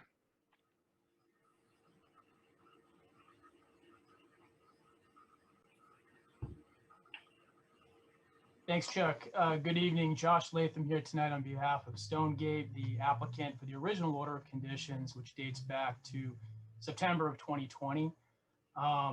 The plan before you tonight really derives from my client's efforts to work with the abutter. As you may recall, this site, it was historically the Smith Oil property. For many, many decades, it was used for oil service, oil delivery as an operational site. It was very well disturbed during that time. There really wasn't much respect for where the wetland lines were, where zoning was, et cetera. So the applicant has proposed to go forward and was approved to develop 24 residential units here. Mama, could you say your whole medical thing? Several times. dating back really from early 2020 through the approval in September of 2020. What we're here for tonight is you may recall the abutter, which runs a dog kennel or a dog daycare, is really in the corner of this property. It's the northerly corner of the site. And a portion of this property's land runs behind that property. Historically, that abutter was encroaching on this land. At one point dumping gravel and just parking anywhere and really pretty much abusing the area. The applicant's intent originally was, if you look at this corner section, to take this area of about 1,300 or 1,000 square feet and turn it into a patio grill area with stairs and really try to prevent the further use by the abutter of this area. Well, the reality was in working with the abutter to try to oust them, there are always legal ramifications and private property rights and so forth. And it turned out that it would have been a lot more difficult to prevent that use, likely resulting in many, many months of delay to the project. And certainly it's a viable business and she needed some additional help. So as trying to be a good neighbor, come up with a plan to reuse this area, to let her really maintain a parking space, remove her dumpster, but to help her relocate the dumpster and make this more viable. The plan that's presented here shows instead of the 320 square foot patio of impervious area and stairs, we're proposing instead to install a 200 square foot gravel driveway. Associated with that, we're proposing a 300 square foot deep rain garden. So it's actually going to have a better result for stormwater flow. Right now, everything, as I understand, sheets off from her land back into this area. So this will prevent that flow going into the wetlands. I would also point out that this is outside the riverfront area. It's outside the 35 and the 25-foot zones. It's really at the very extent of the 100-foot wetlands buffer zone line. And I think we need to compare it to what was there before to what we're proposing now. This is about a 4.5 to 5 acre site, and we're talking about this area here in the corner. What we're proposing, we really think is better, and it also will help the abutter to continue to be a viable business. Before I turn it over to Joe to address any of the technical aspects, I would also just say, this is still my client's land. We're not transferring ownership in any way, and my client remains responsible to maintain this area, and it would be part of our O&M plan to be updated to include maintenance of this deep rain garden. The parking space is also going to be gravel, so it's not going to be, purely impervious area, and it would be enclosed. So whereas that abutter had been parking kind of willy-nilly anywhere back there previously, this is much better because we're going to put a guardrail and we're going to enclose this parking space so there can be no further encroachment. The last thing I note is that we're going to install a sign so that there can be no snow storage beyond that area either. With that, if I could turn over to Joe to address maybe the details of the change. Certainly. Good evening, members of the Commission. Joe Pesnola from Hancock Associates. With me is Jay Finnegan, the developer. And so first of all, with regard to the dumpster, the dumpster was actually back inside the riverfront. The gravel area, very large area that's now taken up with some proposed a fire turnaround area and a proposed parking space, retaining wall that runs behind that, kind of in between the dog daycare site and our site. Our site is elevated by 4 feet or so. The dumpster was back within the riverfront, or it is right now back within the riverfront, encroaching onto the property. We have made arrangements with the dog daycare owner to eliminate that dumpster altogether, and we're going to come over to the back of her structure, her house, and build a enclosure, a lean-to, if you will, that will house 3 90-gallon tote barrels for her refuse, for her trash. She was using the large dumpster and only emptying it once a month. And she's committed to get on our pickup schedule, which would be once a week. So she can decrease the volume that she needs by increasing the quantity or the frequency of pickup. So with regards to the kind of the lay of the land, there is an existing gravel parking lot on in the back right corner of her property. There's a fence kind of down the middle that runs from the back of the house to the back of the property, and then runs around the left-hand side of the lot. That's where the dogs are outside. So that's an enclosure that currently exists. So the one parking space that we are going to leave her, that we're proposing to leave her, is 10 by 20, and it will be bounded by the retaining wall and a guardrail at the end and a guardrail at the side. And as Josh said, it will have a signage on it that will say, you know, no snow storage beyond the left of that. We will create a rain garden. That rain garden will be 1.5 foot deep, and essentially be graded in such a manner that not only will that one parking space flow over into the rain garden, but it will also pick up her existing gravel parking lot that currently works its way back, you know, towards the wetlands. It'll get into the rain garden, and that'll provide a settling area to take out solids and any pollutants, and that'll have an overflow over to the, you know, to the same, in the same direction towards the wetlands. So that'll enhance not only or treat not only the one space again, but also the existing flow that goes there now. So we think that, you know, net benefit is that we're providing that stormwater treatment. The prior plan had the patio was essentially where the rain garden is now. That's where the proposed patio was, and then there was a proposed stair to get up to that higher level where the fire truck turnaround area was. So that was 370 square feet of impervious, and now we're proposing 200 gravel parking space. And when we really got into it and started to understand the program for the residents, this really was a bad idea to put a grill patio back here up against the back of the fence to the doggy daycare.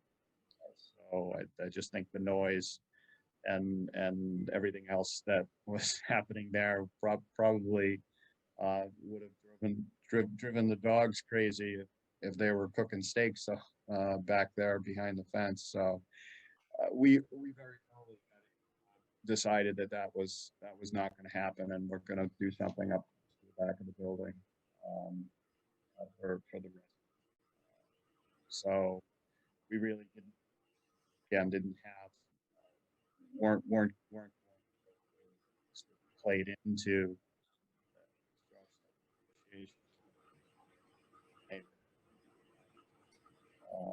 Is it just me?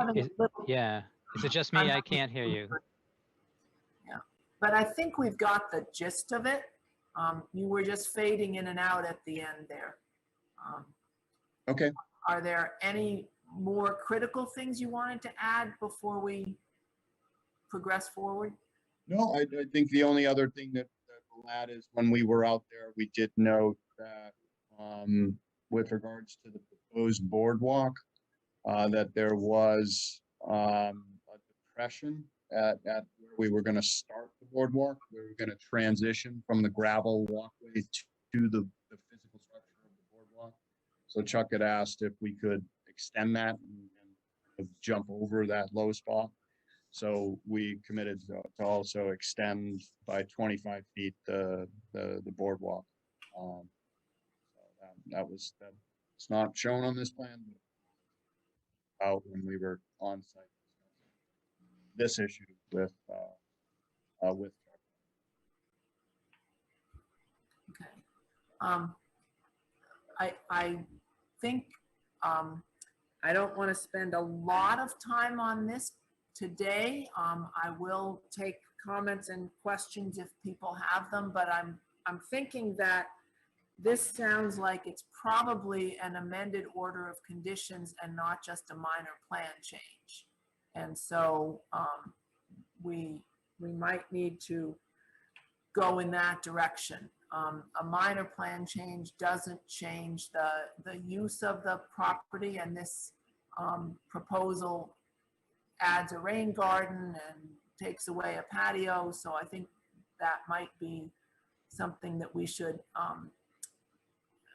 make that an amended order of conditions. It doesn't need a full new notice of intent, but bigger than a minor plan change. That's where I'm thinking we should go with this. Are there any brief comments or questions from the commission on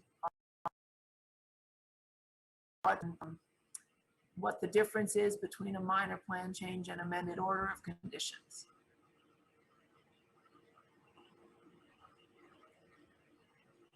I'll add something at this moment. I did get a email from an abutter who was concerned that they hadn't been notified about this project, and I explained that it's a minor amendment, and on these minor amendments we do not notify abutters, and I sent the plans and Josh Latham's note to the commission in an email back to that abutter. But I think that was some of the concern the commission was addressing at this moment. And Josh Latham has his hand up. Thank you very much, Chair. Just to quickly make a couple of comments just on the legal process as I've reviewed it. So certainly the town's wetland regulations do provide for really a three-tiered level of review, as I'm sure you know. And the first one, making a determination if it's an insignificant change to the plan. The second one, really next tier up, that it's going to have some greater impact and should be a minor change requiring a public notice and a public hearing. And then the third, of course, being a new notice of intent. The statute and regulations don't provide any specific procedure for an amendment. So it really does fall on the local commission as to how their custom and usage goes. I did review the last 20 years or so of minutes for minor modifications. And I will say there is really a consistent history where the commission has approved, plan changes in this similar vein. Some examples that I can give you: Johnson Woods, they actually had to repoint some of their survey lines, and they had to redesign some of their stormwater. Another property in Sanborn actually repositioned their homes, their single-family home footprints. Another property actually changed their methodology for drainage. Another one changed where the location of their Cultec was. So there is a history where the commission certainly could make that determination. Obviously not putting pressure, but really the idea is that there is precedent. It is something. I think the consistent theme being it still meets the performance standards, and there is no greater impact to the wetlands within the protections of the interest of the statute than what was originally approved. So I just wanted to point that out. Thank you. So if I could push back a little bit, which I just want to have a minute to say that Johnson Woods is a big project, and the way the old engineer or the old town, I should call him old, the building inspector would look at these projects as any changes within the property lines he didn't need to look at. And if you're changing stormwater, it's still stormwater. If you're making other changes, my example is if you have a deck and you're adding a foot to it, it's still a deck.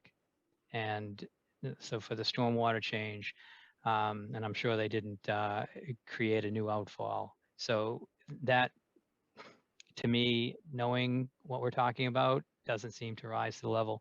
But I would say they made a mistake when they approved under a minor plan change, any change in the property lines, because that would definitely affect a lot of abutters, and they should have had an opportunity to voice any objections or concerns that they had. And so I think that was a missed opportunity.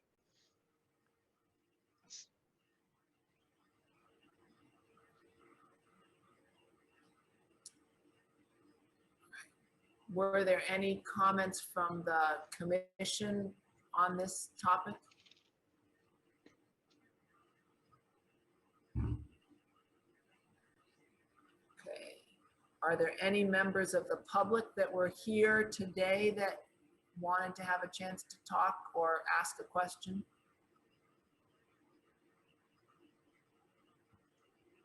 Don't see any. I'd like to suggest that we do need to make this an amended order of conditions and not just a minor plan change. I think there are enough changes taking place here. And I would really like to know what the date is on the plans that we're comparing to, because I've got from back in 2019 about this thing, this project, and I'm having trouble finding the plan that shows the patio you guys are talking about that we're comparing this to. So does anybody know which was the actual plan with the patio on it that I need to be trying to dig up?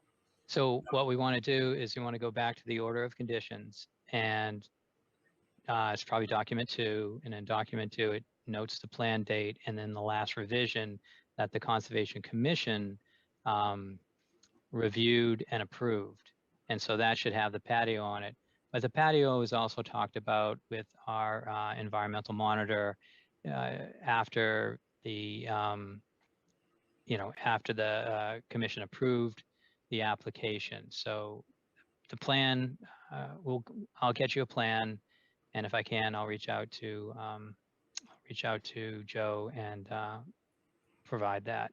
One of the important things is to see the difference, and I think that everyone here did a site visit to see what it looks like now, and just to visualize, because we had the plans with us on that day, what it will look like in the future. So I think that if we're going to review this under a amended order of conditions, doesn't, much more discussion is not needed. Joe has a hand up. Joe? Just finding the unmute. Yes, just check in, Chuck and Martha. I don't know if either of you have the current projects on the conservation, Reading Conservation website, Conservation Division website up. The very first document listed for 259, 267 Main Street says revised plans dated May 1st, 2020. Is that the baseline we should be using here? But that does match the description that we've heard about the patio and the stairs and so forth. So it sounds like it, but obviously I wasn't on the commission in May 2020, so I have to take your word for it on which one you discussed then. I'm going to have to say I'm going to have to get the order of conditions and look at the document list. But if it shows the patio, I don't think there were many changes to the patio. Okay, yeah. Another change that happened was it's still up there. Let me just get this device. This retaining wall kind of headed. Right, the original retaining wall followed the property line. Yes, actually, it looks like the red there, the red line on what you're projecting is the old retaining wall boundary, roughly, or maybe not exactly. We're showing here in red the original retaining wall. Right, the original, yes. And also the dashed outline of the patio and stair. All right. So we're showing you both. And then the retaining wall was built with an angle in it. It was going to be this area here was going to be a slope where the stair was proposed. And now it's we turned the retaining So now this whole area is down at Yeah, but I think I do recall the the retaining wall is shown here from the site visit that Chuck mentioned. So I think I do follow. Yep. So do members of the commission feel comfortable with a motion to amend the order of conditions rather than just a minor plan change? And is there somebody who is willing to make that motion?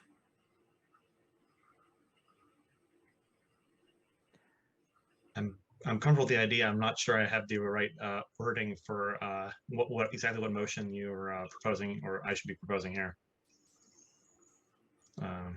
So maybe we should start out by just making sure that it's in the minutes that you don't accept this as a minor plan change. So I did send the chair that information, but you know, the process would be that it doesn't qualify for a minor plan change, and you would like to make a motion to have the applicant submit a amended order of condition for this project, and then anything that you would like to, I might like to say, is that I would like to see a little more detail in the rain garden. I couldn't understand if it was vegetated or if it was just a grassed area, and like, you know, just how it's going to be modified and if you're going to amend the soil and all that, and whether the fence that currently is between next to the parking area is going to remain, or are you going to kind of put up your own fence in that section?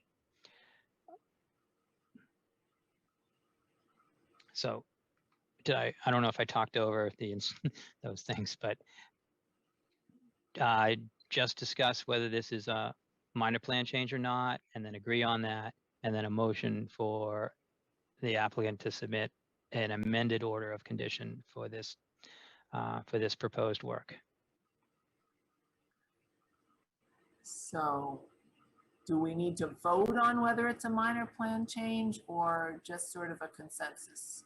I think a consensus is fine. All right. Do anybody feel like a minor plan change is sufficient? Nope. No. Okay. So then I would like a motion to request an amended order of conditions for 259 to 267 Main Street. So moved. Seconded. Martha Moore in favor? John Sullivan in favor. Brian Bowe in favor? Joe Kernahan in favor.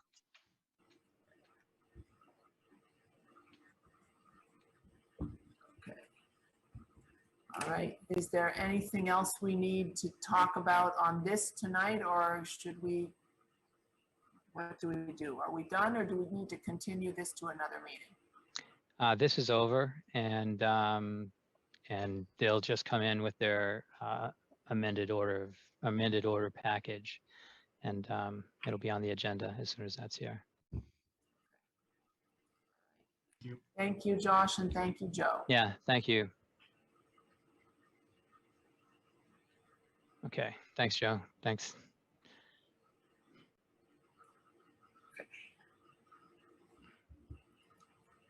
I have regulation fee discussion, but that's going to be continued to August 11th. So then I have old and new business. So do you want me to run through some of these, just the quick ones? So the first three, I sent out the applications to the transmission line, 102 Haverhill Street and 62 Martin Road. So the Willow Street is order of conditions I'm still working on. So that brings us down to 1503 Main Street, Jim Castellano, Armor Development LLC, and his clear cutting violation. I know some of the members felt like they wanted to talk about that in his email. Okay, I don't see Jim here. It's right after 0 Willow Street on Old and New Business. Oh, I see him on the agenda. I don't see him in the meeting. Oh, he's not here. Okay. I don't see him either. All right. I'm concerned with a number of the statements he made in his email. I don't know how much we need to discuss it tonight, but are there other members of the commission that have concerns? So I at least do. There's a number of statements there which seem unsupported, to say the least. And so I'm not sure what action, if anything, should be taken. But I don't know that that could or should be addressed in this meeting. I'm not sure exactly what the process is for that. But I don't agree with the letter at all, at least from my experience so far with this group.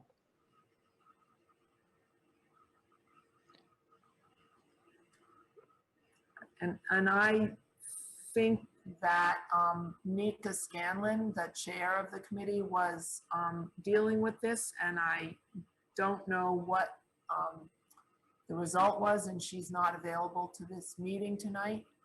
Yeah, so I can fill you in. So we had a meeting with the town manager and assistant town manager, myself, Julie Mercier, and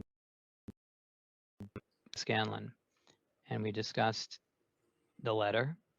And I guess there's been a lot of emails back and forth, and the assistant town manager stepped in and said that she had reviewed all the emails, she understands the situation, and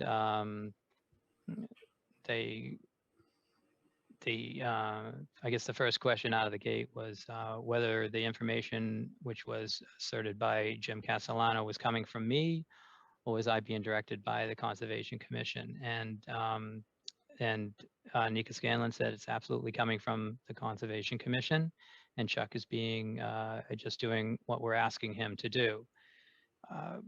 There was a little bit of more discussion about what was going on, some background about how we got there, and how painstakingly we tried to communicate our position to this applicant.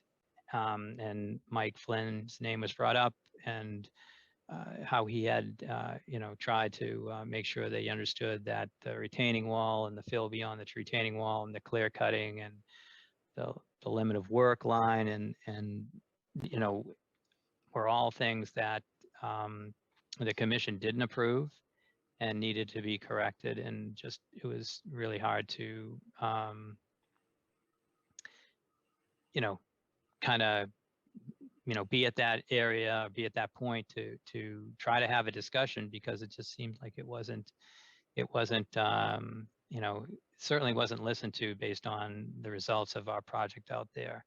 So the result of that meeting was that the town manager will be just replying to Jim Castellano's email and saying basically he has to deal with the Conservation Commission, that it's our jurisdiction, and they should try to work with us, which I thought was appropriate and good to hear. Good. Yeah, I am still concerned that some of the trees that were planted too close together, and I would like to see a way to increase the likelihood of survival of the trees that were planted, but minimize the number of trees that have to be uprooted and moved. And I think my understanding is that it's better to wait until after the summer, when they're likely to have a better success, than if we try to move them in the peak of the summer. It's unusually wet right now, but we're likely to hit a dry spell when the trees won't survive if they're moved. I did mention that in my email. It's not really a good time to move the trees or to replant anything at this time. It didn't seem like there was much watering when we were out there. It didn't look like there was an irrigation system set up. So, you know, get out of July and August, and then you have a good opportunity to plant in September and October, and things will take quite nicely. So I put up the plan that we worked on, and it shows a green and blue area, and the notes are, you know,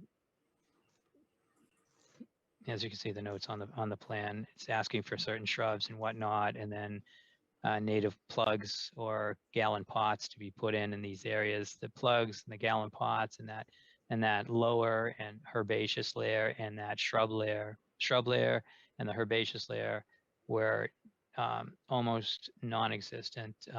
There was no effort to put any kind of shrub layer in, but there were, there was no effort to put in any kind of herbaceous layer in, but there was some shrubs that were on the property.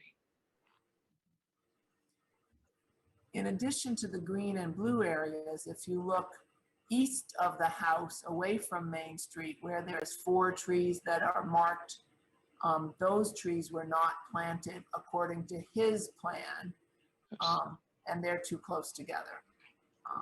And we saw that when we went out for the site visit. These 4 trees here, they're supposed to extend well past the stormwater infiltration system number 2 there, SCB2, and the trees don't extend out that far. So I think if one we of these determined that was, moved, sorry. that would help. I think we determined that the original approved plan showed the trees spread out 80 feet, and we were 40 feet here. And this is an as-built plan we're looking at. So, I mean, the trees were there. I'm not sure the shrubs, but I know the trees were generally in that area. But too close together. Mm-hmm.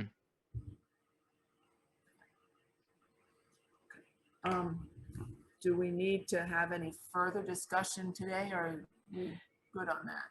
No, the only other thing that I don't know if anyone needs to know the background, but it might be better if Anika's here to you know, have the old members. I mean, this really started in January of last year when he needed a occupancy permit so he could move his people in, you know, to the first house. And the commission basically said, we'll give that. And that came in on like New Year's Eve or something like that. I know it was like the last day of the week, the last day of the month, and the last hours of the day. And we accommodated him by myself calling Mike Flynn to give him an occupancy permit. But the feeling was that it was only being signed off on in this rushed manner because we couldn't even review the site. And that's what we typically do, is because we had the back lot to, you know, to watch, and he'd have to finish it. He said he was in no way near finishing that lot, and it wasn't even being sold. So there was plenty of time to finish off the lot in the front and the lot in the back prior to another occupancy being submitted. And that was my recollection of what we discussed. I think we went over that in several of the meetings. All the meetings are on YouTube videos if anyone's so inclined to punish themselves. So that's as far as I want to go with this, unless Anika comes back and we feel like, you know, going through the entire background. But right now, I think we're looking to, you know that the town manager has sent out that email and then reach back out to Jim, and maybe with several commission members go back out and, you know, walk the site with Jim and see if we can kind of get this thing finished, you know, with some better instructions and some, you know, on-site comments. Okay. Okay. So moving on, so Michael Rivers is under an enforcement order over at Pearl Street. He had altered a stream, and so he's hired Williams and Sparagus. And I hear from Thor, I think it's Thor Ackley, that the field work will be finished the week of the 6th, and a narrative and plans will be sent to the commission, and they expect to be at our August 25th meeting. I mean, that's where we're at. And I think this old and new business, now that I just mentioned Thor's name, it reminded me that he's waiting to do the other minor plan change that I sent out late this afternoon. But I want to just make sure that if any member feels like they don't have enough time to review this plan, or what Thor is going to review about this plan isn't enough, it did come in at the last minute, and it was based on a site visit we had yesterday. So if it's okay with the vice chair, can we just table all this and then get to that second minor plan change for the Lakeview and Eaton site? That sounds like a good idea. Okay, so Thor, I'm gonna make you a co-host if you want to put up any plans. If not, I have, I believe I have what you need. Sure. Can everyone hear me okay? Mm-hmm. Thor Akerley from Williams and Sparagus. And just wanted to confirm that we are working on the River Street or Pearl Street restoration project. Excited to see where that ends up. I think we can do a lot of good things there. I do have a copy of the plan here. I just like to open up real quick. Oh, here it is.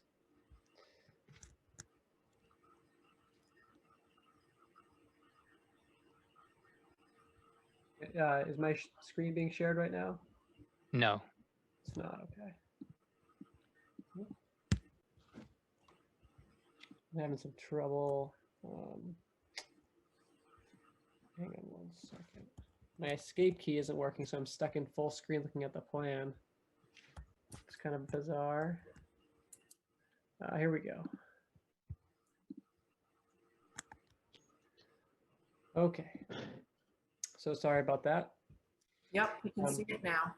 Yep, thank you. So we're here tonight representing 3G Development. They are the developers working on the project here along Eaton and Lakeview. This was a part of a permit and order of conditions that was issued back in 2019 for the construction of, I'll zoom out a little bit here so you can get refamiliar, with 12 townhouses along, this is Eaton Street right here, and then Lakeview is down here, and this is right at the end of it. The remaining portion of the project is located on this side, which were three larger multifamily units over there. This is the portion of the project that's been under construction for the last year and a half or so. I've actually been serving as the environmental monitor for the project. Things have, for the most part, been going quite smoothly out there. At this point, the retaining wall, which borders the project, has been constructed. That was one of the first phases. And each of the foundations are in for these 12 units. And the contractors are currently working on framing and the interiors of units 1 through 8 here along Eaton Street. And so last week, or a couple weeks ago, Chuck had reached out to schedule a site visit where we could all take a look at the site, review the order of conditions again, get refamiliarized with everything that was going on out there, which was a great idea.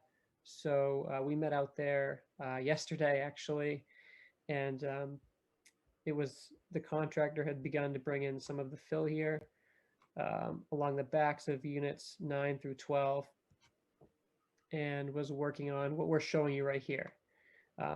So in the original approved plan, this was a slope at a 2-to-1 grade that went straight down here and then tied into the, this is a floodplain storage area, because there's portions of this project where there is floodplain filling. This was an area below the slope that was used for replication of that, the floodplain filling as compensatory storage. So the applicants were hoping to take some of the curse off of this steep slope here, or the proposed steep slope, which was, 2-to-1 is about as steep as we would typically design for a grass slope. Anything steeper than that would need to be riprap. So what they wanted to do was just take the curse off this upper portion of it and then construct a short, about 2.5 foot high field stone boulder retaining wall at the toe. And then just tie right back into resume the grading that was already, reviewed and approved below that. There's no change to the floodplain storage area whatsoever. There's no change to the limit of work. There's no alteration to that whatsoever. It's just this slope here, which the applicants were just hoping to lessen the burden there on any homeowners walking out the back of their homes, or renters walking out the back of their homes there. Can you zoom in a little more so we can see that part a little easier? And just point out the existing retaining walls that are already there. Yeah. So these are stone and mortared retaining walls that have been constructed already along the limit of work. There's one here, and then one here that wraps around a large, the other remaining portion of the project. And there's an opening here, and then another section that wraps around the side of the project in this direction. What's the slope on the opening where it goes from 90 down to 84? Is that a 2-to-1 slope there? That was a 3-to-1, I believe. I didn't double check it, but it was definitely a little bit less steep. My guess is that it was designed as a 3-to-1 over there. I think we ran out of room a little bit in here with this compensatory flood storage area, and it required a little bit of a steeper grading program. I wasn't on the commission when this was originally approved, so this is all new to me. So this yard area, is it divided up? Each tenant has their own little section, or is it sort of common space back there? Thor, we were also told that those stairs that are coming off the porches have been eliminated. So I'm not sure anyone's going to be walking out there unless, those are porches at the back where it says like 91.4 and or decks, and the stairs have been eliminated in that area. So it's more clear when you're out there on the site, but I think that in the original plan, I can't tell you for sure. I know why these sections are open, but it looks like the one to the left was left open so people could access that lower area and have access into the open space and walk around. I think the commission was asking for some sort of like walking path, but we didn't get that here, and it may come in the future. But what we're looking at here, where this change has happened, when they've just added this loose fitting, fieldstone wall as a retaining wall in between the mortared retaining walls, where it doesn't add any more grading to the bottom half. We didn't get Chris Sparagis to kind of chime in on this, but there has to be more storage there for the flood storage area. So the compensatory flood storage is going to increase above the 84 contour, just by a little bit. And I think the one thing that's not going to happen is it's not going to be an access area for anyone to walk around and then walk down in that area. But I'm not sure if that after the compensatory flood storage area was put in, if that was a good idea to have people walking through it anyways.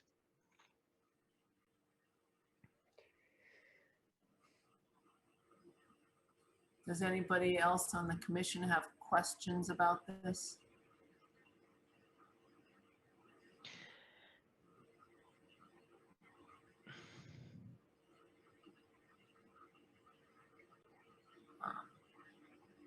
I see a hand from a member of the audience, so maybe we can go to the member of the audience, Gaetano Mangeniello, and then we can come back if any more commission members think of questions. Okay. Yeah, there we go. Can you introduce yourself, Gaetano? Good evening. I'm actually, my name's Gaetano Manganello, and I'm the developer of the land. And I just wanted to offer and reinforce what Chuck had mentioned. We did remove the stair cases off the back decks, Chuck, and that was in big part due to the steep slope that was back there. It just didn't make sense to have staircases down into it. And to kind of echo back to something else that Chuck had mentioned, and I apologize if you can't hear me while I'm speaking through the computer remotely, so not sure how good my connection is, but I did want to reinforce what Chuck had said in saying that, that area isn't meant to be trounced upon, so the compensatory space is meant to be kind of kept sacred and not walked about. So that small 2.5 foot wall that Thor had mentioned there, that's just loose fitting stone, that's kind of taking a little bit of that edge off, kind of serves a couple purposes there, and want us to keep that in good order. So, or at least try to deter traffic back there, right? But I just wanted to offer that up and say that I was here in case there were any other questions that were unclear. Happy to answer them. I guess my one question is, if you're talking about loose fitting stone as a retaining wall, what's going to prevent erosion down the slope and then gullies forming in between those loose fitting stones? How are you going to prevent erosion down into your flood storage area, especially when you're first constructing this? Yeah, that's a great question. And I know, Chuck, when we had looked at it the other day, it didn't look like it was in great shape at this point, but the contractor is still working on, this portion of the site. He still has to regrade some of this area to get to these elevations. So it's really on him to tighten that wall up a little bit. And then upslope, this would all become vegetated, ideally with grass, and should not offer much issue erosion wise, once it's stabilized. But of course, the wall does need to be shored up a little bit once these final grades are achieved. So are you envisioning that residents who live in these units might walk around the entire building back there and down the slope where it goes from 90 to 84 in that gray section, but they would not walk over the retaining wall down into the flood storage area? It's you'd have to be a young person. First off, there's a good drop there. I don't, good is in 2.5, 3 feet, something like that. And the boulders are quite big. I mean, you could walk along it. You could walk along the entire retaining wall. There's going to be a fence there in the future, but now you can, and then you could just hop down onto this area and I guess walk along it. But the retaining wall is very loose, and there's big gaps in between the boulders. I don't want to design this project, but I've seen where landscape fabric has been put at the top, kind of where most of the saturation happens, and then backfilled against it. So maybe that's something that Thor and Chris and the developers could talk about, how not to have erosion seeping through those gaps in the retaining wall, and just make sure your concerns about it filling in the future. I think once grass is established, it's not going to be an issue. And you could also put like jute matting on the top, and that would pretty much solidify all the travel or the whatever erosion and rills may happen. So if I could jump in, I heard a number of points about once this is stabilized and what have you. So my question really is, what happens before it's stabilized? What happens during the rest of construction as far as erosion? What do you expect to be happening during that time period? Yeah, that's another good question. So right now, there is, soil and material up against this foundation, and the contractor started sloping this area. So right now it actually is pretty compacted pretty well. I didn't observe anything that was an issue at this time. Obviously, if we got a big rainstorm with unstable soil, you'd want to get something in place, jute netting, or perhaps some seeding down, well before anything like that. But certainly with the way this area is, it is contained pretty well with these two walls, and then it has a good buffer area here. If anything did go down, it would have a little bit of a space to settle out and not necessarily get beyond the erosion controls, which are all in place along here. But I'm sure, the contractor would want to get this area, this slope stabilized, as fast as possible. If the commission wanted to see it stabilized sooner rather than later, that would be understandable. But we didn't observe anything that was a problem at this point, at least when we were there yesterday. It's interesting that given that July has been nothing but big rainstorms, that you haven't seen any movement. What do you think is happening there? It's honestly, the site's been really nice to monitor. The soil seems to infiltrate really well along the perimeter here. And because these walls were constructed so early on in the process, there's really just hasn't been much of an issue with the erosion controls or any erosion at the site. This is a point where we don't have a wall, but there's vegetation currently growing in this pocket down here right now because the contractor hasn't constructed this area yet. So it's kind of helped with any potential erosion or any, and it's helped stabilize the soil down there a little bit as well. Mostly just ground cover stuff, little things, but it's definitely helped. Thor, I have a picture if you want to let me show it if everyone's at that point.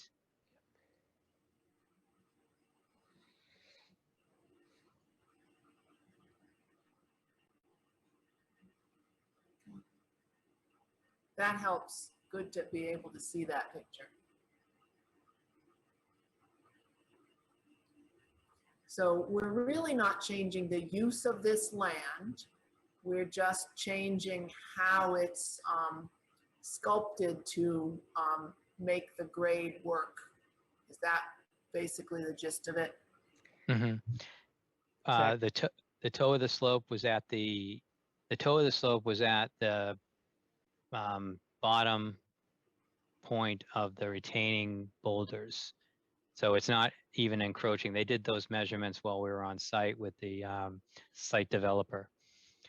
So we understood that they're not going any closer to the compensatory flood storage area, with this new work. It's just that you're getting, I guess, less steep slope.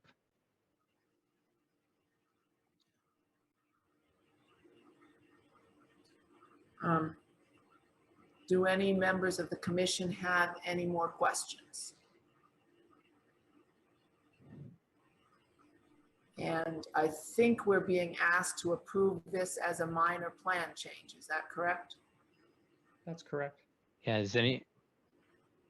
we do have someone else. Did you already ask if any abutters have any questions? Sure. I did not. Are there any members of the audience here that have any more questions?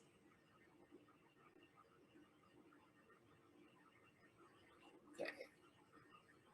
I don't see any abutters here, just a select board member and the developer. So. Okay. All right. Are we comfortable with a motion to approve a minor plan change for this project? Is there someone willing to make that motion?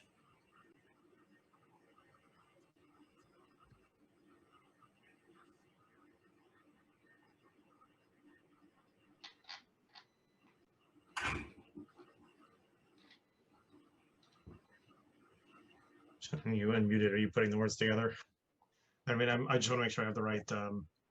I don't know how to well, actually, maybe it's in the minor plan change request, minor modification request. Oh, you need to know the address? Yeah, just okay, I see 23. I see 128. Okay, so I'll go ahead and move to approve this the proposed minor plan change for 2325 Lakeview Avenue and 128 Eden Street, DEP file number 270711. I'll second that. Martha Moore in favor? John Sullivan in favor? Brian Bowe in favor? Joe Carnahan in favor. Right. All right. Thank you. Thank you, Chuck. Yep. Thanks, Thor. Thank you, Thor, and thank you, Gaetano, for coming. Guy. Yeah. Thank you. Okay. So we made it through Michael Rivers. We have 3 certificate of conditions of COC requests. Are any of those things we need to deal with tonight, Chuck? We can skip. I'm just going to say something about 18 Small Lane. When we were out on our site visit, Mr. Hughes made a comment about how he hasn't planted yet, but then the commission realized that that's the entrance or the roadway is going to go. That seems like, that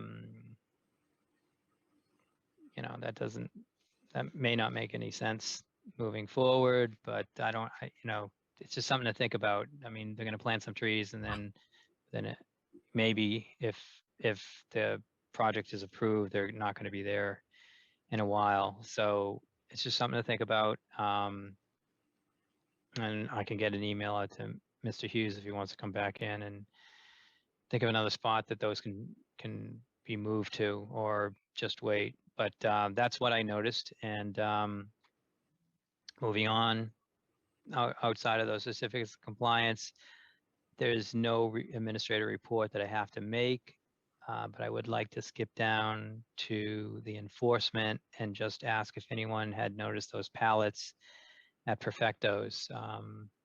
And they seem to be stacking up. I saw them a couple of days. I didn't reach out to the owner because, and I have a good relationship with the owner, although he doesn't work at this store. He works in North Andover, and it's his brother that takes care of the store. But, getting some direction about what to do, reach out again, just, still try to do that education piece. But we do have an enforcement order out there for someone parking in that same area, and now it's being used for pallets. And pallets stack up. I know that. I mean, sometimes the truck drivers don't want to get them back or anything like that, but that's not our concern.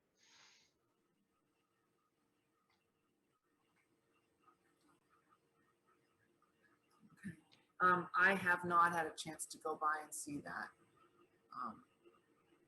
So are you going to reach out to them? I'll reach out to them. And, if you have an opportunity tomorrow, you're going down Main Street, you can see it just driving by, or you can stop in and get something. I didn't do that because I did want the new members to just be aware that that's the area that's in the ZNV that we're not allowing parking on. And we asked them to put a chain up there to prevent parking. But in November through like April or something like that, we allowed them to use it for snow storage, and the chain comes down. On the other side, they are allowed to use it for parking and also snow storage. And Brian and Joe, do you know where Perfecto's is on Main Street, a little bit north of the bagel place, Bagel World? Yes, I do. Yeah, across from Starbucks and all that there. So that's that particular business that has cropped up a bunch of times because of the chain Yeah. of things and the parking, and checking to make sure they're not parking in the zone of that natural vegetation. Yeah, things have come up before, and he's addressed them right away. I usually can do it with one email. But I guess he's cursed because it's a very tight site, no parking. And this zone of natural vegetation is like right there. We allowed the dumpster, but still, I mean, to me, if I didn't know the rules, I would think it would be an obvious spot to store stuff. But we've been working with Max for a long time. So it'll happen at some point, I guess, maybe this year. So we're getting close to 10 o'clock, and my goal was to be done by 10. Do we have any bills to approve today? We do not. Okay, and I don't know that I have read any of those minutes. Did you? I know one got sent out for May 26th, but I didn't have a chance to read it yet. Have the other ones been sent out yet?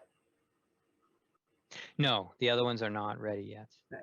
So maybe, would you be willing to put up the May 26 minutes and give us a few minutes to read through them? And we could then approve them before 10 o'clock and be done by 10? Is there anything else on our agenda we need to cover? No, not that I have. Unless something's coming in from the commission. Okay. All right. So can you share your screen and put the minutes up? Yeah, I'm trying. Make sure you get them done. That's not it. Okay, let me get back to it. And so Brian and Joe, we are approving minutes you weren't here for. Yes. But I don't know if you had a chance to watch the May 26th. May 20. Yeah, RCT. 23rd, yeah. But at least John and I can breeze through them and make sure we don't see any glaring errors. Okay. Oh yeah, the Alligator Alley Bridge.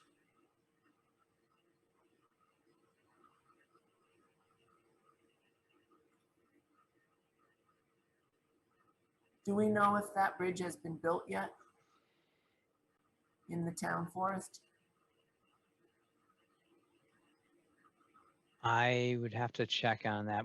There was a couple projects going on and one bridge was built. I'm not sure if this is the one.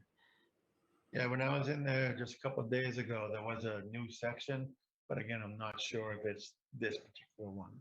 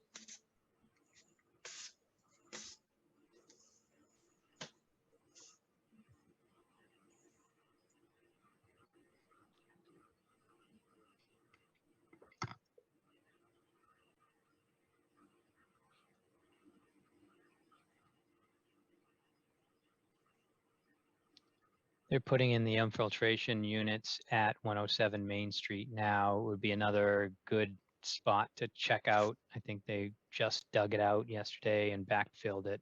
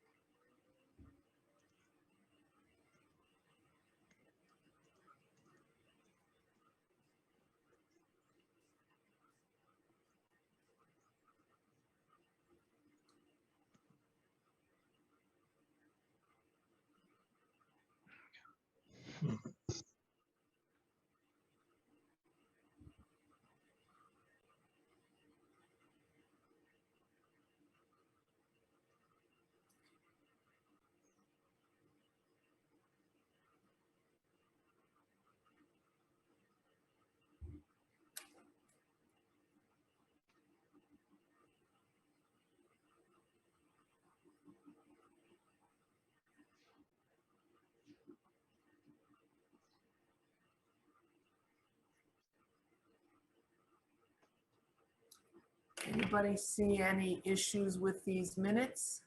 Or will somebody make a motion to approve them? I move to approve the minutes from May 23rd, May 26th. 26th. 26. Do we have a second? Before we do that, actually, just the date in the minutes is May 23rd, but the name of the document is May 26th. I don't have a calendar hand. I could switch a calendar to May to figure out which one it was, but that itself might be a very minor error in the minutes. The date itself is wrong. I think the meeting was the 26th. 26th was a Wednesday, so that's got to be the date. 5/23. Where's this other date? Right at the top, it Yep. says 5/23, it should say 5/26. All right. Thank you for catching I was that. gonna say, how about that? I had a suggestion for minutes for a meeting and I did not attend. Very good. All right, anybody else?